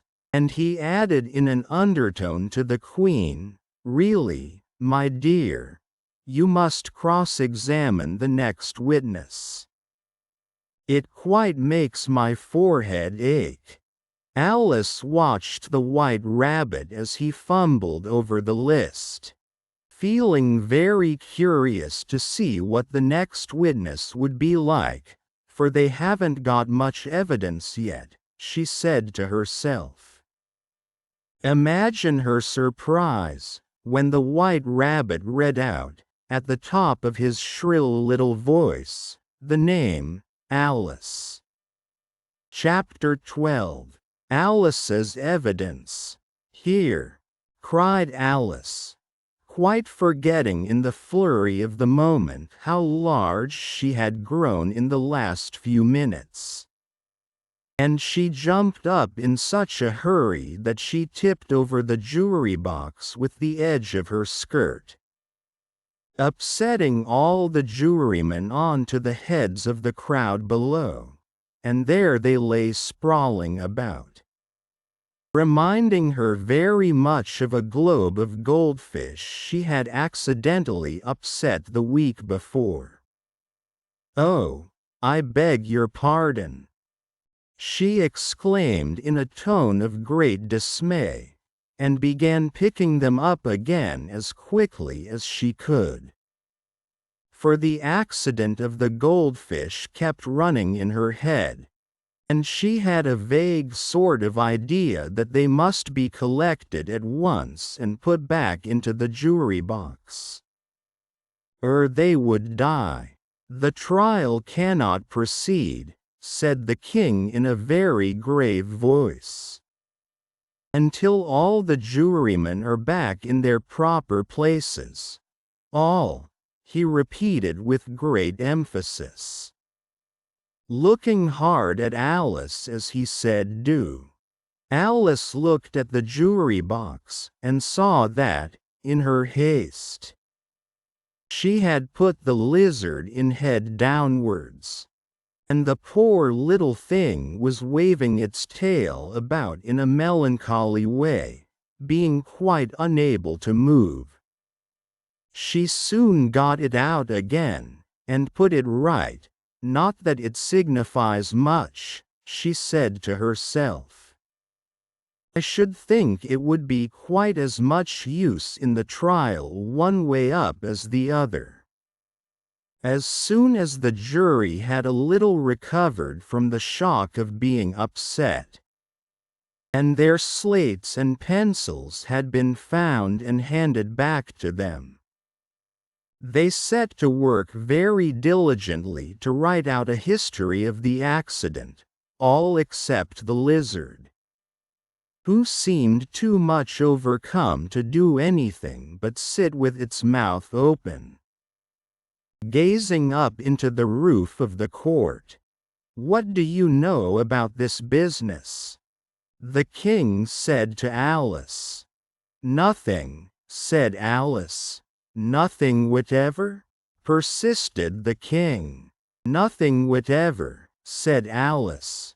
"That's very important," the king said, turning to the jury. They were just beginning to write this down on their slates, when the White Rabbit interrupted. "Unimportant." "Your Majesty means, of course," he said in a very respectful tone, but frowning and making faces at him as he spoke. "Unimportant, of course, I meant," the king hastily said, and went on to himself in an undertone. "Important, unimportant, unimportant, important," as if he were trying which word sounded best. Some of the jury wrote it down, important, and some, unimportant. Alice could see this, as she was near enough to look over their slates. But it doesn't matter a bit, she thought to herself. At this moment the king, who had been for some time busily writing in his notebook, cackled out, "Silence," and read out from his book, Rule 42. All persons more than a mile high to leave the court. Single quote. Everybody looked at Alice. "I'm not a mile high," said Alice. "You are," said the king. "Nearly 2 miles high," added the queen. "Well, I shan't go, at any rate," said Alice. "Besides, that's not a regular rule. You invented it just now." "It's the oldest rule in the book," said the king. "Then it ought to be number 1, said Alice. The king turned pale, and shut his notebook hastily. "Consider your verdict," he said to the jury, in a low, trembling voice. "There's more evidence to come yet, please your Majesty," said the White Rabbit, jumping up in a great hurry. "This paper has just been picked up." "What's in it?" said the Queen. "I haven't opened it yet," said the White Rabbit, "but it seems to be a letter, written by the prisoner Toto somebody." "It must have been that," said the king, "unless it was written to nobody, which isn't usual, you know." "Who is it directed to?" said one of the jurymen. "It isn't directed at all," said the White Rabbit. "In fact, there's nothing written on the outside." He unfolded the paper as he spoke, and added, "It isn't a letter, after all. It's a set of verses." "Are they in the prisoner's handwriting?" asked another of the jurymen. "No, they're not," said the White Rabbit, "and that's the queerest thing about it." The jury all looked puzzled. He must have imitated somebody else's hand, said the king. The jury all brightened up again. Please your majesty, said the knave, I didn't write it, and they can't prove I did. There's no name signed at the end. If you didn't sign it, said the king, that only makes the matter worse. You must have meant some mischief, or else you'd have signed your name like an honest man. Single quote. There was a general clapping of hands at this. It was the first really clever thing the king had said that day. That proves his guilt, said the queen. It proves nothing of the sort, said Alice. Why, you don't even know what they're about. Read them, said the king. The White Rabbit put on his spectacles. Where shall I begin, please your majesty? Begin at the beginning, the king said gravely, and go on till you come to the end. Then stop. Single quote. These were the verses the White Rabbit read. They told me you had been to her, and mentioned me to him. She gave me a good character, but said I could not swim. He sent them word I had not gone. We know it to be true. If she should push the matter on, what would become of you? I gave her 1, they gave him 2. You gave us 3 or more. They all returned from him to you, though they were mine before. If I or she should chance to be involved in this affair, he trusts to you to set them free. Exactly as we were. My notion was that you had been, before she had this fit, an obstacle that came between him and ourselves, and it. Don't let him know she liked them best. For this must ever be a secret, kept from all the rest, between yourself and me. That's the most important piece of evidence we've heard yet, said the king, rubbing his hands. So now let the jury, if any one of them can explain it, said Alice. She had grown so large in the last few minutes that she wasn't a bit afraid of interrupting him. I'll give him 6 pence. I don't believe there's an atom of meaning in it.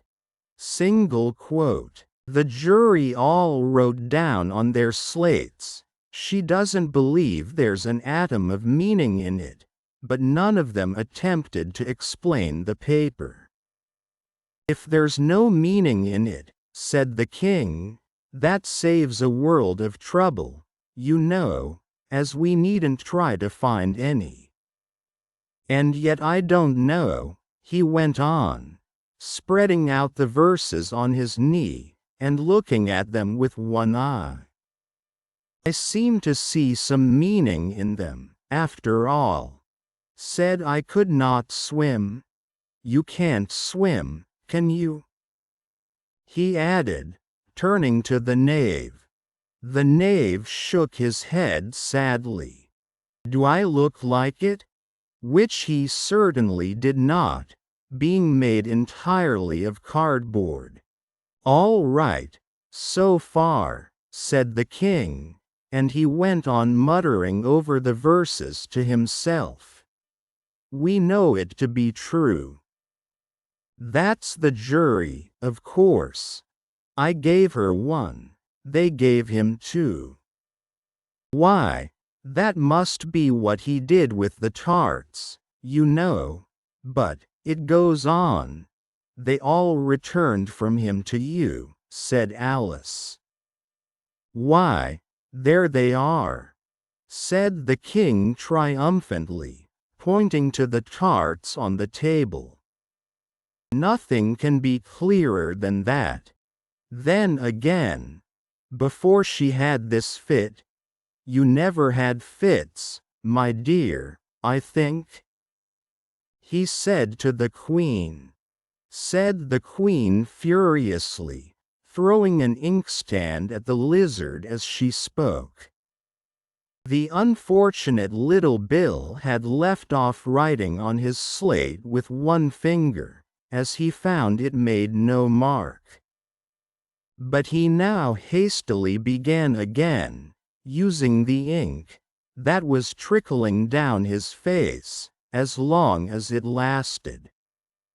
Then the words don't fit you, said the king, looking round the court with a smile. There was a dead silence. It's a pun, the king added in an offended tone, and everybody laughed. Let the jury consider their verdict, the king said. For about the 20th time that day, said the Queen. Sentence first, verdict afterwards. Stuff and nonsense, said Alice loudly. The idea of having the sentence first. Hold your tongue, said the Queen, turning purple. Said Alice. Off with her head, the Queen shouted at the top of her voice. Nobody moved. Who cares for you? Said Alice. She had grown to her full size by this time. You're nothing but a pack of cards. At this the whole pack rose up into the air, and came flying down upon her. She gave a little scream, half of fright and half of anger, and tried to beat them off, and found herself lying on the bank, with her head in the lap of her sister, who was gently brushing away some dead leaves that had fluttered down from the trees upon her face. Wake up, Alice dear, said her sister. Why, what a long sleep you've had. Oh, I've had such a curious dream, said Alice. And she told her sister, as well as she could remember them, all these strange adventures of hers that you have just been reading about. And when she had finished, her sister kissed her and said, It was a curious dream, dear. Certainly. But now run in to your tea. It's getting late. So Alice got up and ran off, thinking while she ran, as well she might, what a wonderful dream it had been. But her sister sat still just as she left her, leaning her head on her hand, watching the setting sun, and thinking of little Alice and all her wonderful adventures, till she too began dreaming after a fashion. And this was her dream. First, she dreamed of little Alice herself, and once again the tiny hands were clasped upon her knee, and the bright eager eyes were looking up into hers. She could hear the very tones of her voice, and see that queer little toss of her head to keep back the wandering hair that would always get into her eyesand still as she listened, or seemed to listen. The whole place around her became alive, the strange creatures of her little sister's dream. The long grass rustled at her feet as the white rabbit hurried by. The frightened mouse splashed his way through the neighboring pool. She could hear the rattle of the teacups as the March Hare and his friends shared their never-ending meal, and the shrill voice of the Queen ordering off her unfortunate guests to execution. Once more the pig baby was sneezing on the Duchess's knee, while plates and dishes crashed around it. Once more the shriek of the griffin, The squeaking of the lizard's slate pencil, and the choking of the suppressed guinea pigs filled the air, mixed up with the distant sobs of the miserable mock turtle. So she sat on, with closed eyes, and half believed herself in Wonderland. Though she knew she had but to open them again, and all would change to dull reality. The grass would be only rustling in the wind, and the pool rippling to the waving of the reeds. The rattling teacups would change to tinkling sheep bells, and the queen's shrill cries to the voice of the shepherd boy, and the sneeze of the baby, the shriek of the griffin, and all thy other queer noises would change, she knew, to the confused clamor of the busy farmyard, while the lowing of the cattle in the distance would take the place of the mock turtle's heavy sobs. Lastly, she pictured to herself how this same little sister of hers would, in the after-time, be herself a grown woman, and how she would keep, through all her riper years, the simple and loving heart of her childhood, and how she would gather about her other little children, and make their eyes bright and eager with many a strange tale. Perhaps even with the dream of Wonderland of long ago, and how she would feel with all their simple sorrows, and find a pleasure in all their simple joys, remembering her own child life and the happy summer days. The end.